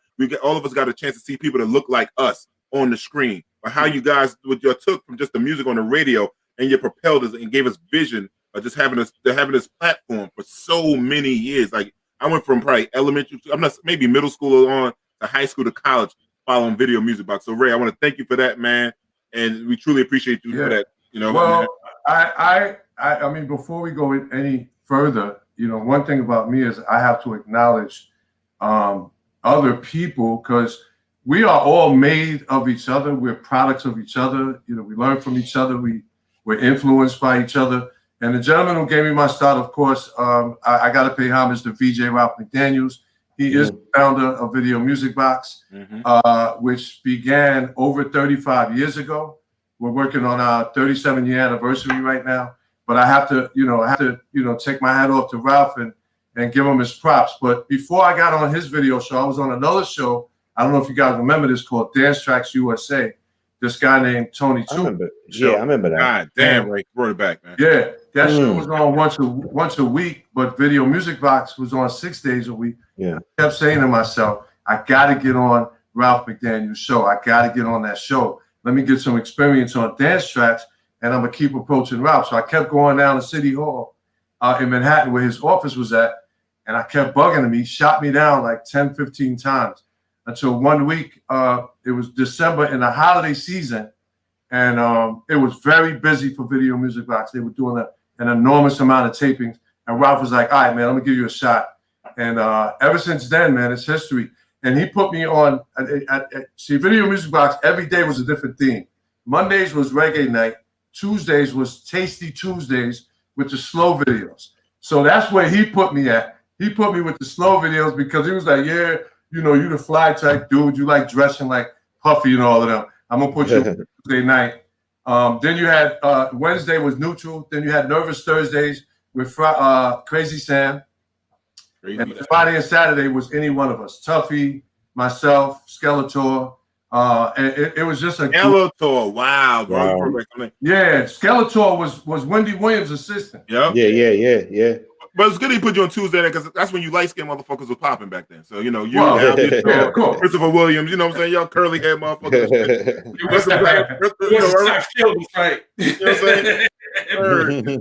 Tuesday was the light-skinned brothers nice. So let me ask you a question. So what, like right now, I can't find videos unless I go on YouTube. What do you think changed an industry that made it now so hard? You have to really search, because remember MTV used to be, they show videos, BET used to show videos, now they have all reality shows. What you think made change from going from music to? Well, I'll tell you the exact reason why. It's the money.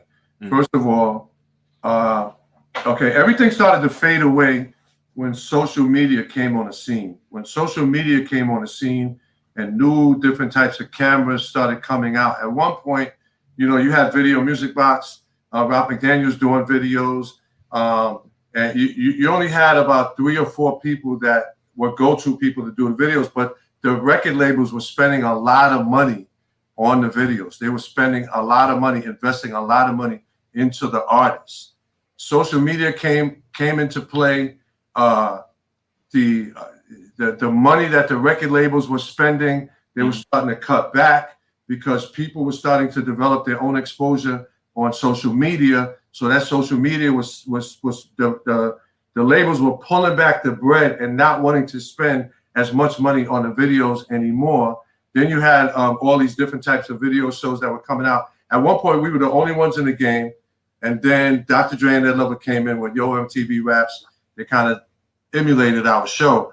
But once they found out a way to do it cheaper, you would only see A-list artists with the videos. Everybody else was kind of left out in the cold. They weren't investing. They weren't giving you no upfront money anymore. You were not getting all of that. You had to prove yourself at one point in the industry. Prove yourself, and then we'll assist you and support you in promoting your record. If you're not making a buzz on your own, like Wu-Tang did when they started selling albums out of the trunk and getting that exposure on your own, people are not willing. They weren't willing to sign you, and they weren't willing to spend a lot of money on the videos. In the beginning, the labels had a lot of bread. They were spending enormous amounts of money on the video. They start cutting back.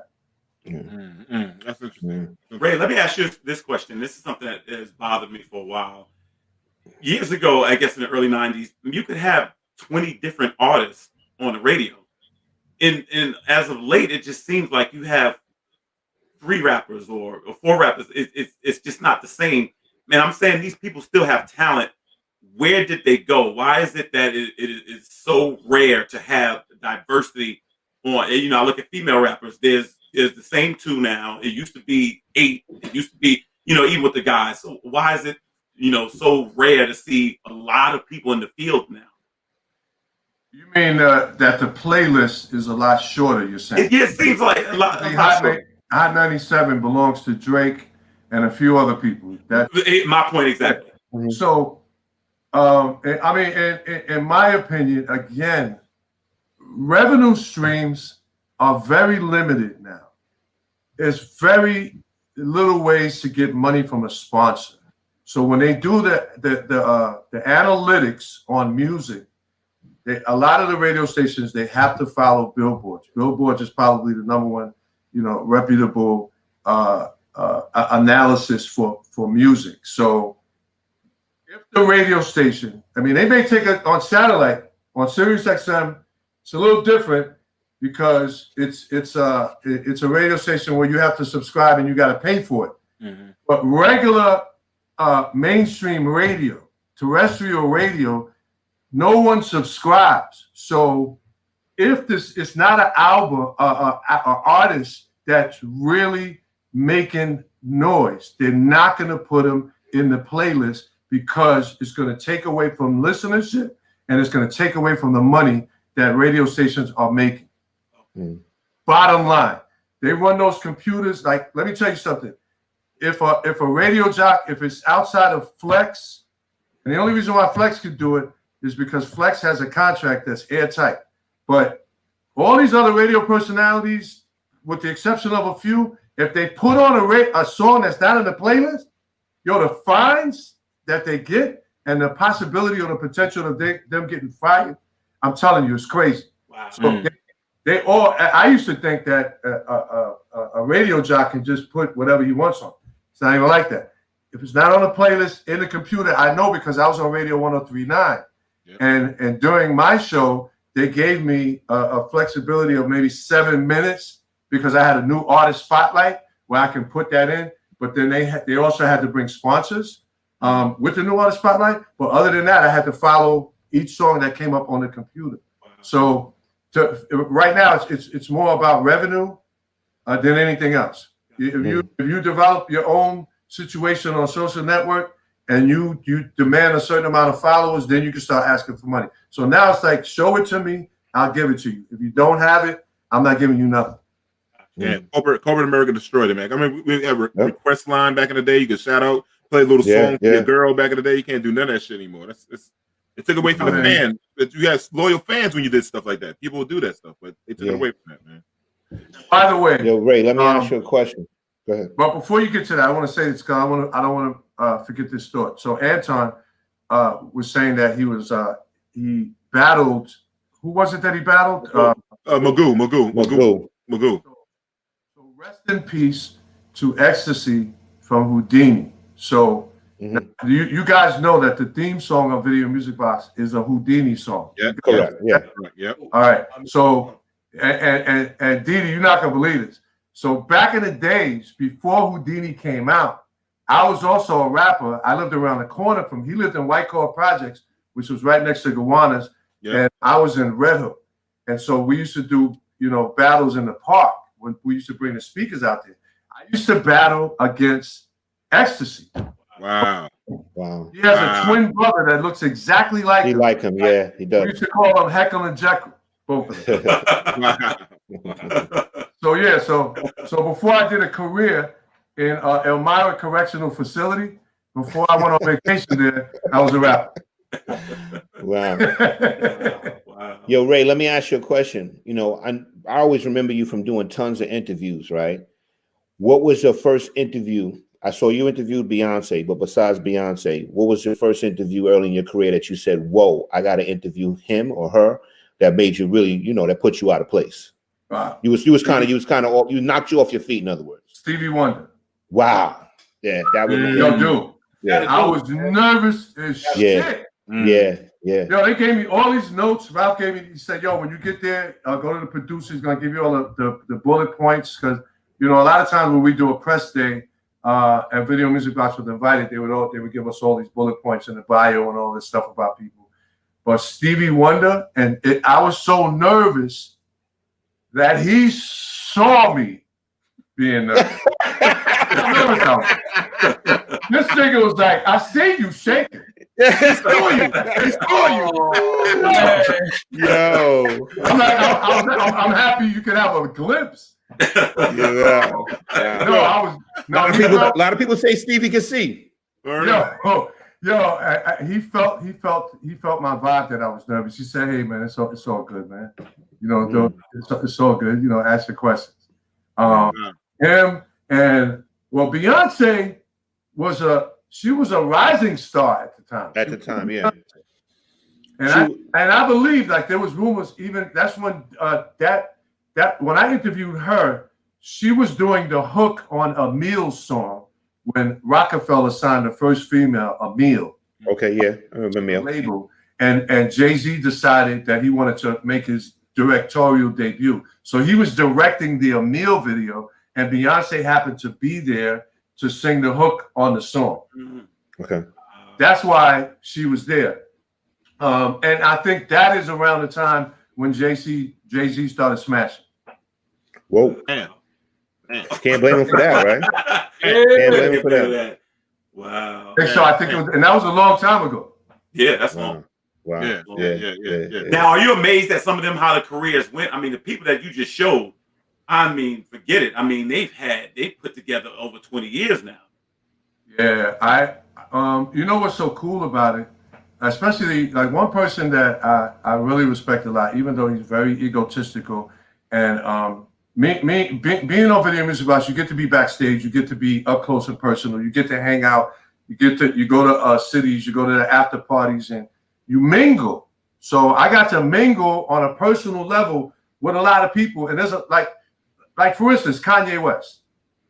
Kanye West, what we've seen in the media eventually about his ego and he's narcissistic like Donald Trump, I saw that a very long time ago.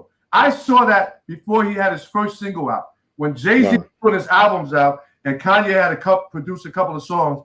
One day I went to do, it was an album release party for Jay-Z and I'm there. I'm interviewing people. I'm getting ready to interview Jay-Z, and one of the producers said, "Hey, Ray, can you do me a favor and interview this guy right here, Kanye? He did a song on the album. I want you to interview him." So I went over to him with the camera, and I was like, "Yeah, so they told me to do an interview. Can we go do it now?" He's like, "Yo, you gotta give me a minute. You gotta give me some time." I looked at him. I was like, "Nigga." Yeah, like, who the fuck are you? That was one time. The second time, I'm at Hot 97 Summer Jam. We backstage. Kanye just came out with a song. So the song was hot. They decided to let him come out and do the single. He backstage. My brother was doing these airbrush shirts. My brother was the first one to do Biggie, Tupac. It was hot at the time. It was being sold in Dr. J's. He blew up after I put the shirts on a lot of artists because I had that access. So we did one with Kanye's face on it. So I gave Kanye the shirt. I'm like, "Yeah, Kanye, can throw this on. We're going to do an interview with you." So he's like, "All right, cool." He said, "Yo, man, I don't usually do this," but he's like, "All right, cool." So he's getting ready to put the shirt on, and the camera dude puts the camera up. Kanye loses his mind. Yo, nigga, cut that shit off, son. Yo, word up, man. I can't be seen like that. Yo, word, man. Yo, put that shit down. I'm like, looking at this nigga. He's like, "Yo, let me tuck that shit in first." That was around the time when the clothes was getting tight. Yeah. It wasn't. We were just moving away from the baggy shit, the big stuff. Yeah. And Kanye was starting to change that, because he's a fashion dude. But it was even at that time, man. And I seen this guy's personality. I'm like, "Yo, this dude right here is an asshole, bro." Wow. And sure enough, eventually, the public starts to see it. But I get to see all of this backstage. Yeah. So when Puffy sees me now in public, because I remember he was a dancer. I did something on 125th Street in front of the state office building. I was hosting something out there. Puffy wasn't even. There he goes. Yeah, and he was a video dancer. That's how far back I know Puff. Wow. I see the evolution of his career, and when I see him now, he'll see me across the room. "Yo, Ray, come here," and I go up to him and I talk to him like a regular person, man. It's just amazing that all the experiences that I've had, I would never change it. First of all, every rapper that has died, I've interviewed, from Aaliyah to Big Pun to Freaky Ty, Tupac. I interviewed Biggie, all of them. I mean, I've got archives of shit that sometimes I don't even believe that I was, with these guys when the whole shit started. Yeah. Hey, let me ask you a question. What was the biggest interview you ever had in terms of like maybe relevance? Maybe socially relevant or relevant in your life or career at the time. What would you say is the biggest one that you had? The biggest interview that I felt was a big interview was with Eminem. Okay. Because he was just fire I know they were talking. Oh, by the way, my top two rappers of all time is Vanilla Ice and MC Hammer. Yo, my favorite rap group is 357. Yeah. CB4. CB4 too. Eminem was on superstar status at the time when I interviewed him. So it was a big interview for me. And I used to be impressed sometimes when Ralph goes, "You do the interview, right? You do it." I'm like, "Word?" And he'll be there. Ralph will be there. And he'll go, "Yo, Ray." I never thought that he would say, "You do it." Even with Biggie. I think that when I did I interviewed Biggie 3 times. But the one that you saw was at Ralph McDaniel's birthday party. We was at an event in the city with Ralph party. And Biggie came and Jay-Z freestyled that night. Biggie performed. Puffy was there. It was crazy. And y'all remember the Ark in Brooklyn? Yeah. Yes. So the Ark is the first time when I seen like Busta and KRS-One. And by the way, KRS-One is in my top 10. I don't know if you guys ever had a chance to see him live, like really, really perform. Yeah. But that nigga is amazing, bro. Amazing. Nobody can follow behind him. Amazing. He's amazing. Him and DMX are the only 2 rappers I could think of right now. I think nobody want to follow behind. DMX is a different kind of energy on when he comes on stage. And KRS-One. Yeah. And one thing I want people to know, Scott LaRock lived down the block from me in Queens, and Brad, my man Brad, can testify that. He used to be at Scott House. Me and his brother Chris hung out all the time. So Scott, when he went at Queens, I had to go at Scott out there. I was like, yo, bro, you're down the block. We almost had a little battle on the block there, man. But so Ray, let me ask you a question, man. Which video you ever saw and said we can't play this goddamn video on the show? This shit is whack. You ever said that to him? See that. I really wasn't involved in that. That was all Ralph. But Ralph wouldn't play anything that was. It was too much. He called it, TNA, too much titties and ass. Okay. I wouldn't put it on the show. Right. Anything with nigga, like all that kind of stuff, Ralph wouldn't put it on the show. But one thing that I realized though, Didi, over time is that there's some artists that I felt were whack, but that was my own subjective opinion. And, if somebody played a few songs for me, the one that we normally think is not going to be the hit is the one that normally becomes the hit. So it's like, yeah, I didn't think this was going to be all that, but this shit right here is number one, on the billboards. It's crazy how so I tried my best to be neutral. I didn't want to treat any artist different than any other, because let's face it, at the time when I was with Video Music Box, the whole hip hop industry was growing up. We were in the infantile stages. Ralph was the first one to give a visual to somebody's music. We would hear people and like, yo, what does this nigga look like? Like, who is this dude? Like, people wanted to see it. And so it was an amazing part of the evolution of hip hop, where Ralph was able to take it and now put a face to it, where people can see those people performing their music, and then along with the fashion and the graffiti and the dancing and the whole hip hop culture, because it's made up of a whole bunch of different elements. It's not just the music, it's the culture behind it, and it all worked together. You guys may not even notice either. So Ralph had a fashion show we did every year called Fat Fashion. And Anichi, Fubu got founded at our fashion show. There was some Korean financiers there, and that's where Fubu got their start. Damon John will always tell you that, and it's in his bio, that the first time anybody recognized for us by us was at one of our fashion shows called Fat Fashion.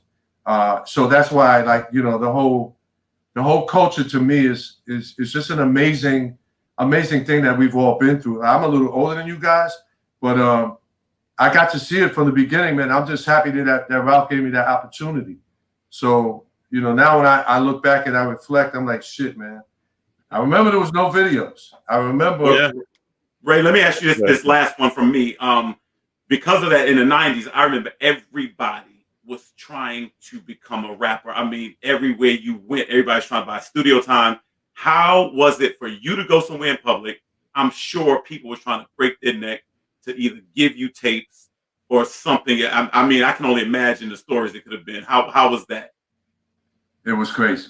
First of all, and I worked for Ralph, but if you were on TV and you worked for Ralph McDaniels, the hottest video show in the tri-state area, and by the way, regional video show, Ralph got a Billboard's award 22 years in a row for the #1 regional video show. And a lot of people don't know that. Billboard's had awards for local stuff as well. And although we were only in the tri-state area, we were trendsetters and a difference maker in the music industry. It's like, okay, if you want your song played, you got to go to Flex. But if you want your video played, you got to get it on Video Music Box. So when they would see me in the street, and believe it or not, Kelvin, even today, even up until today, people give me music to try to get it, even up until today. Now, back then, every time I left my house, somebody was giving me a cassette tape or a CD. And sometimes, Crazy Sam would go, yo, niggas give me some shit, I'm a frisbee that shit. He's like, yo, and I used to get a bunch of them. Give them the rap, because if some music is going to be played or a video is going to be played, it's got to go through Ralph anyway. You know, I respect the chain of command. It's like I never, and I think that's why me and Ralph are still friends until today, is because I respect Ralph. I never stepped on his toes. I thought it was a platform for me to eventually take my popularity. I'm not even going to say celebrity.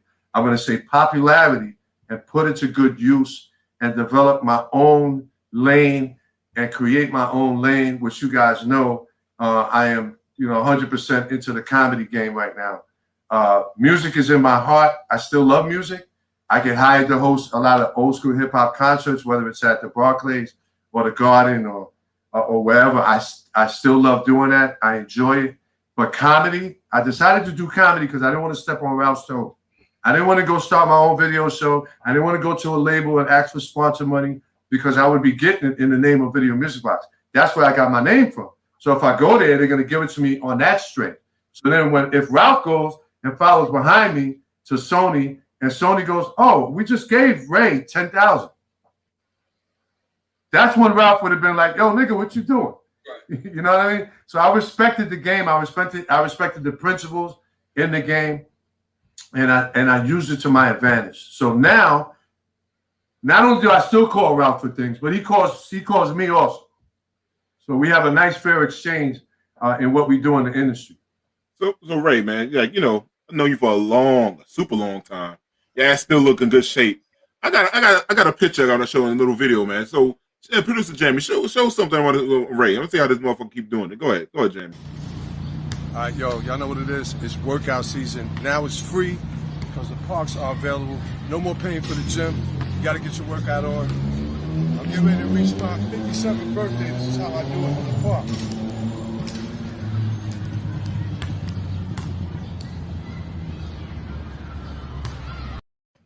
All right, my bad. All right, See, what I'm saying? Ray, you look like you just came home from unpaid parking tickets. You working? Yo, Rodney, let me tell you, man. Yeah. So that's a good segue into the fact that I do have a history, man. And again, man, you don't understand how humbled I am that Ralph gave me a shot, because everything works hand in hand. Listen, guys, I've been arrested like 32 times. I did 3 bids. My last bid was 3 years. I mean, I started off as a teenager, fucking up, bro, selling drugs and doing everything that I did, man. So got my GED while I was incarcerated. Started college, came out in the street. Couple of years in the street, Ralph gave me a shot, bro. So like, I was very young, man, when I started with Ralph. I've known Ralph like 30 years now. You know what I mean? And yeah. The reason why I still do pull-ups is because jail is still in me, man. I do a jail workout. I don't know anything different than that. And that's the best workout, though, Ray. Yeah, that's the best workout. Those calisthenics. That's the thing that gets your body right. Ray looked like one of them dudes that's in one of them Viagra commercials that was about to get in the tub with his lady. You know what I'm saying? No. He got his gray hair shining. Yeah. He still eats. Listen, last of the dudes with the good hair. Yeah, don't be mad at that. You don't be mad at none of that. You better bring that shit in your life. No, you know that. Chick, you get ready to smash, you gotta ask her 3 questions. Listen, you want me to fuck the shit out of you? You want to have regular sex? Or do you want me to jail rape your ass? You want me to jail rape you? I need a Red Bull, a Jamaican drink, and a Viagra. Wow. I will destroy you. You want regular dick? Huh? What? I'm just drinking orange juice. Yo, Ray, funniest story behind the scenes with a celebrity. Funniest story you can remember. Funniest story. Let me see. Oh, it's funny, but it's sensitive, but it's funny. Okay. So every year, Fat Joe and the Terror Squad would always get a float for the Puerto Rican Day Parade. I've seen it. Video I've seen Music it. Box always covered it. Mm-hmm. I was always on the float with Big Pun, Fat Joe, Tony Sunshine, the whole squad. Big Pun, this shit was hilarious, bro. Could not get on the float because he was too big. The nigga at the time had to be 500, damn near 600 pounds. Yo, Big Pun was like huge. I don't know if you've ever met him in person. Yeah. I did. I saw him in person. Pun used to have a bed in his living room. Yo, you know how we got him on the float? We had to go get a forklift. Get out of here. God damn. Put this nigga on the float. Yo, son. I stopped laughing, kid. I was like, nah, this is impossible. Fat Joe was like, fuck that. We got, I forgot the manager's dude. We went around the corner because they couldn't pick the nigga up to put him up there. Wow. They had some plywood and some 2x4s and put it on a forklift to get Pun on the float. Damn. Yeah. I actually a little sensitive, but the shit was funny to me. Yo, this shit's funny. Yeah. That shit's Yeah, funny. that shit was funny. Now I'm about to do your jail workouts because I don't want to be the next Big Pun. I'm in there. I got a big Pun story. And it actually was on one of the Puerto Rican Day parades. I'm standing outside on the corner, and Big Pun pulls up to me and asks me directions. How could he get out? Because he was in a Benz. I've never seen anything like this. He was so big, I couldn't see the driver because I was on one side of the car. I couldn't see who was driving the car. He was that big. He was blocking the driver. Yeah, he's big. He took up the whole side of the passenger seat of the car. Wow.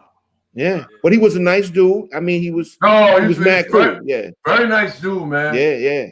But he used to be breathing and shit like. Yeah, he was breathing very heavy. Yes, they had to bring some like buckets in for the nigga to pee in and shit because he couldn't get on and off the float. I mean, it's bro. It's like those times, man. Those little sensitive times, man. I had these like real crazy intimate moments. Remember, so. Being on Video Music Box, I got invited to a lot of shit. So I'll tell you another story. So Mike Tyson, who I used to work for, this is when Mike was in his prime. Mike wanted to start a music label. So I was part of the music label with Mike Tyson. We had this crazy office on Willoughby, downtown Brooklyn. Anyway, he's a Cancer. I'm a Cancer. We celebrate our birthdays together.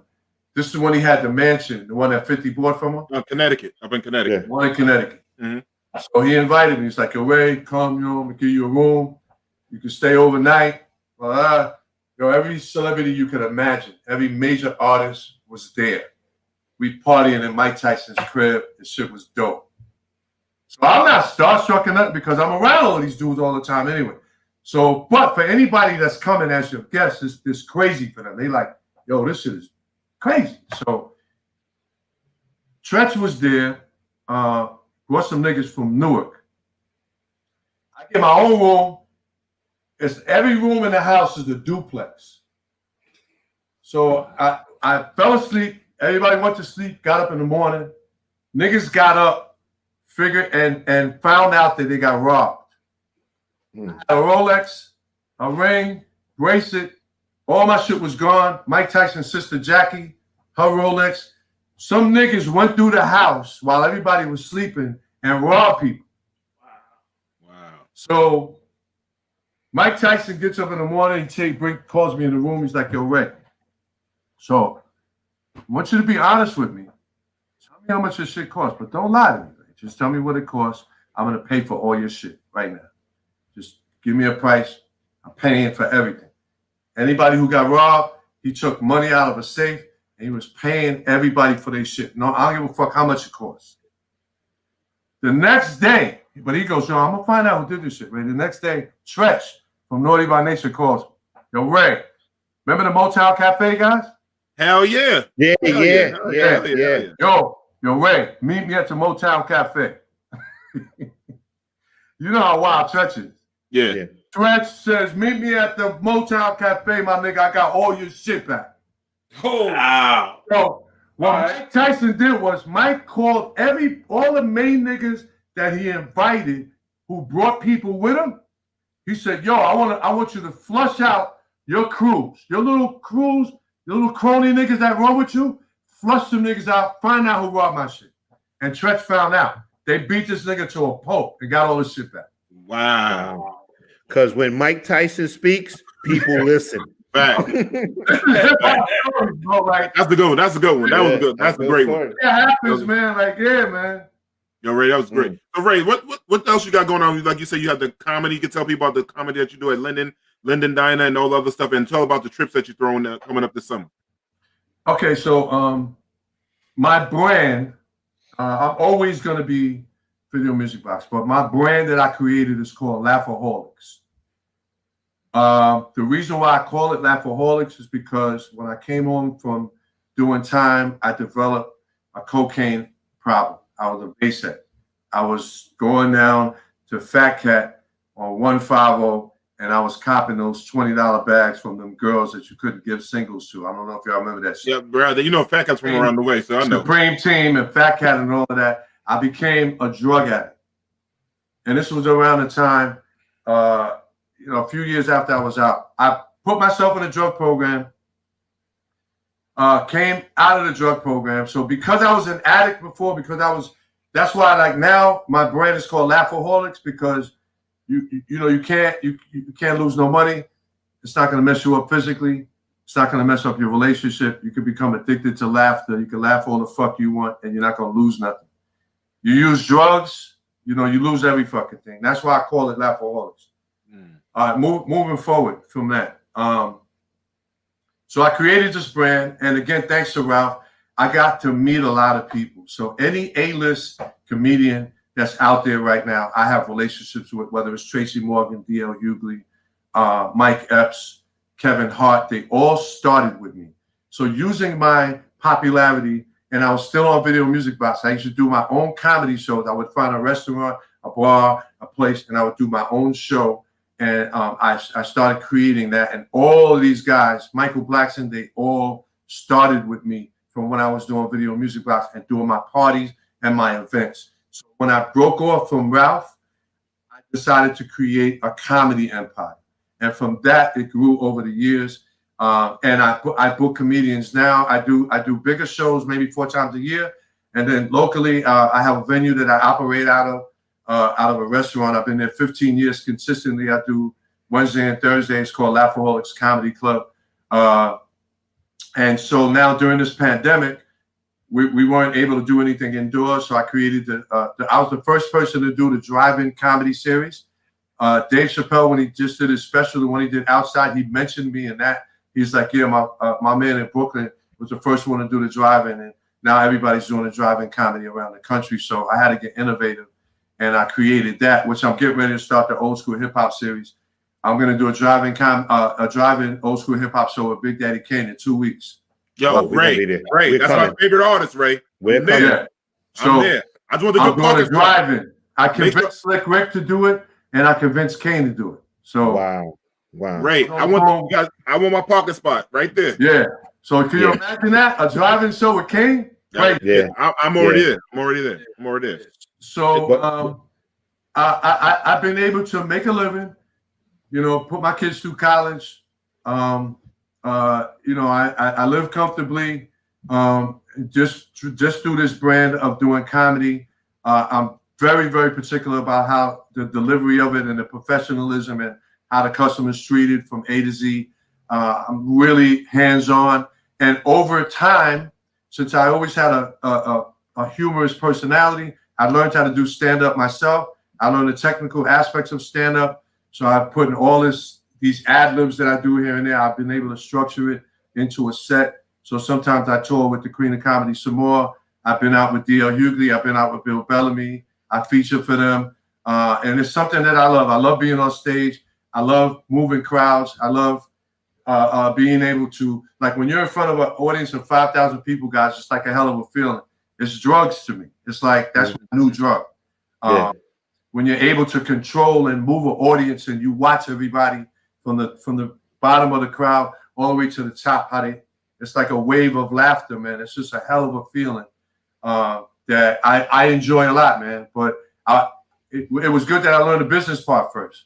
So because I know the business part, I've been really able to maintain, you know, a good life, man. And again, I thank Ralph because he gave me a shot, man, to put my face and my likeness out there and to be able to meet all these people so I can bring it together. My resources are deep, you know. Yeah. So last but not least, and this is the first people that I'm telling this. Next week, I'm signing my lease. I'm opening a soundstage comedy club, which is going to be on Washington Avenue and Park Avenue in Brooklyn, 1 block from the Navy Yard. Beautiful. Dope. It's going to seat 250 people. My grand opening is going to be sometime in July. I'm in the building phase right now. It's going to be a state-of-the-art $200,000 sound system, a sound stage comedy club. Those are the two loves of my life, and I'm bringing it together. And it's going to be called 275 Park, the home of Laughaholics Comedy Club. And so that's coming. I'm really excited about that. The pandemic has allowed me to get Trump to give me some fucking money that I'm taking, and I'm going to make some good use out of it. I didn't spend none of that because I had Design Entertainment now as an LLC for like 20 years. They gave me that bread that I don't have to pay back, but I didn't spend it. Good. All that money is going right into there. Yeah, So, I'm glad you. Wow. Better not be buying no Gucci underwear. Tell us about your trips real quick. Nah, Tell us about the trip. man. Tell us about the trips before we wrap up. Well, I do this every year. I work with this group called Lady Diamonds, and we do like a vacation trips. We're going to Costa Rica, and the Queen of I just booked the Queen of Comedy Samoa. She's the headliner of the weekend, and it's great, man. It's like, you know, a bunch of us go out. We got 400 people already. We're looking to do about 800 to 1,000 people. We just go to an island, go to Costa Rica to an all-inclusive venue, and we have entertainment every day, theme parties, excursions, comedy show, everything. Super DJs, a lot of different DJs at the event. But it's nice, you know. I don't know if you guys remember, I was the main host at the Cancun All-Star Fiesta. Chris Latimer used to do that back in the days. I don't know if y'all remember that. Oh, baby Chris. Yeah, Chris Latimer used to do that in Cancun. I was the main host. And then Ed Lover came on. It was me and him that hosted that for like 10 years in a row until DJ Self and them started coming down there doing free parties. And then they took it over. So it's a lot of history, man. Like Yeah, man. Yeah. That we've done. Ray, what's the dates of the trip before we go? What's the dates you got? July 22nd through July 26th. And how can people get in touch with you? Yeah, give out your Instagram and everything that you. Yeah, my Instagram is at Reid Dejon, RAYDEJON. I'm a businessman as well, so my website is DejonEntertainment.com. And don't forget to check out my TV show on Amazon Prime. It's called Laughaholics Live. I have about 32 episodes up there. So if you have Amazon Prime, you can check out my show up there. It's called Laughaholics Live on Amazon Prime. So check that out when you get an opportunity. Yo, Ray, I want to thank you, man, from the back for everybody. Let's chop it up, brother. You know how much I love you, man. Me and you've been friends for decades. You my dude. You know, every time I see you, you always show me love. Like Ray, one thing I say with Ray, I don't care if Ray met 1,001 celebrity people. As soon as I walk through the door, he always showed me love, no matter where it was. Yep. So I always appreciate you for that, man. You always never forgot where you came from. You my dude for life, bro. So what I'm gonna do for you guys, all four of you, is you know, I don't know if you saw DJ Self do this, but they have the new man weave. The man weave. This bastard got the last laugh. Yeah, he tried to get the last laugh. That motherfucker, man. I'm gonna get y'all niggas some permanent waves. They got the waves of the beards now too, man. Man. That's why I'm gonna take my PPP. I'm gonna give me some hair. I'm buying me some hair back, goddammit. Yo, Thank you, fellas. Appreciate y'all. Appreciate you, Ray. I can't let that slide. This is our show. Rodney Fro. Word up. Albie Shore has Ray. That's good. But I don't know. Rodney. Yeah, Rodney. Yeah, I don't know if you noticed, but you look just like that nigga Bert from Sesame Street, right? You know? Oh, Ray, it's been a pleasure, man. It's been a pleasure. It's the eyebrows. It's the eyebrows for me, my nigga. Yo, Ray, man, thank you, man. Love you, man. Tell Jay to say what's up, man. All right, man. Hey, Didi, call me about Kane. Call me about Kane. I'm gonna call you. I'll call you tomorrow. I'll call you tomorrow. All right, cool. All right, man. All right, later, man. Peace. Yeah. Yo, this was a great show. I'm sorry, people. We have Fredro Starr from Onyx lined up, but Freddie, when he's in the studio, he was with his kids, and some stuff went down. With how he got a little young one. So Fredro said, "D, I'll be back. Just let me know whenever date you want to come back on." But he's with his family, so some things went on. And we did see him when he was rehearsing. He was with his children. So sorry about that. But this was a great show, man. This was a great show. Ray's got a lot of history. Ray is a class act. Me and you went to his drive-in show. We had a great time. We took our ladies with us. It's probably the most safest environment that probably since COVID's been out. Like, because you get to stay in your car and you're getting a show right in your car. You know what I mean? Yeah, you go inside, you bring the food to your car, you in your car. It's a very nice environment. It's right at Lindenwood Diner. If anybody want to get in contact with Ray about the show, just reach out to me and I'll put you in contact with Ray. Ray, and that's Rodney. If Rodney didn't know, I knew Ray, and Ray picks up the phone and texts back himself directly to you. That's right. And the thing is, like, I dealt with Ray on the phone, didn't even know me and you knew each other. And like I said, the dude was a class act. Yeah, straight professional. And also at the show we had Anton Gunn. Anton always bring it. Damien, that was dope. And I like the brothers also talk about on the side with the mentor. And they both mentor people and stuff like that. But the hip hop segment was very dope. Selective, subjective list, different list, but good list. You gotta say. So. Hey, man, it's a very personal list, man. Lists are a very personal thing, man. That's what causes all the nice little interesting interactions and arguments in the barbershop. Brother. And next week, ladies and gentlemen, if you please, we want to have a Vice segment part of the show next week. We're gonna hear from 4 wise men here, and we want all the ladies and gentlemen, if any advice, any kind of questions, like bring them up to us, bring them to our producer Jamie, bring them to Kelvin, Rodney, and Derek, and myself. And we want to start this new segment off next week. And anything else the guys want to say? And we're also going to have contests and giveaways next week. Yes, that's right. We got to go out. We got to go out with a happy birthday to my man. So happy birthday. That's right, Derek. Happy birthday, Derek. Derek is 26 today. 26. Yeah. 26 is on today. Thank you, brother. And Derek, and the guy that comes out the door all the time, he said he got strippers for you tonight for your birthday.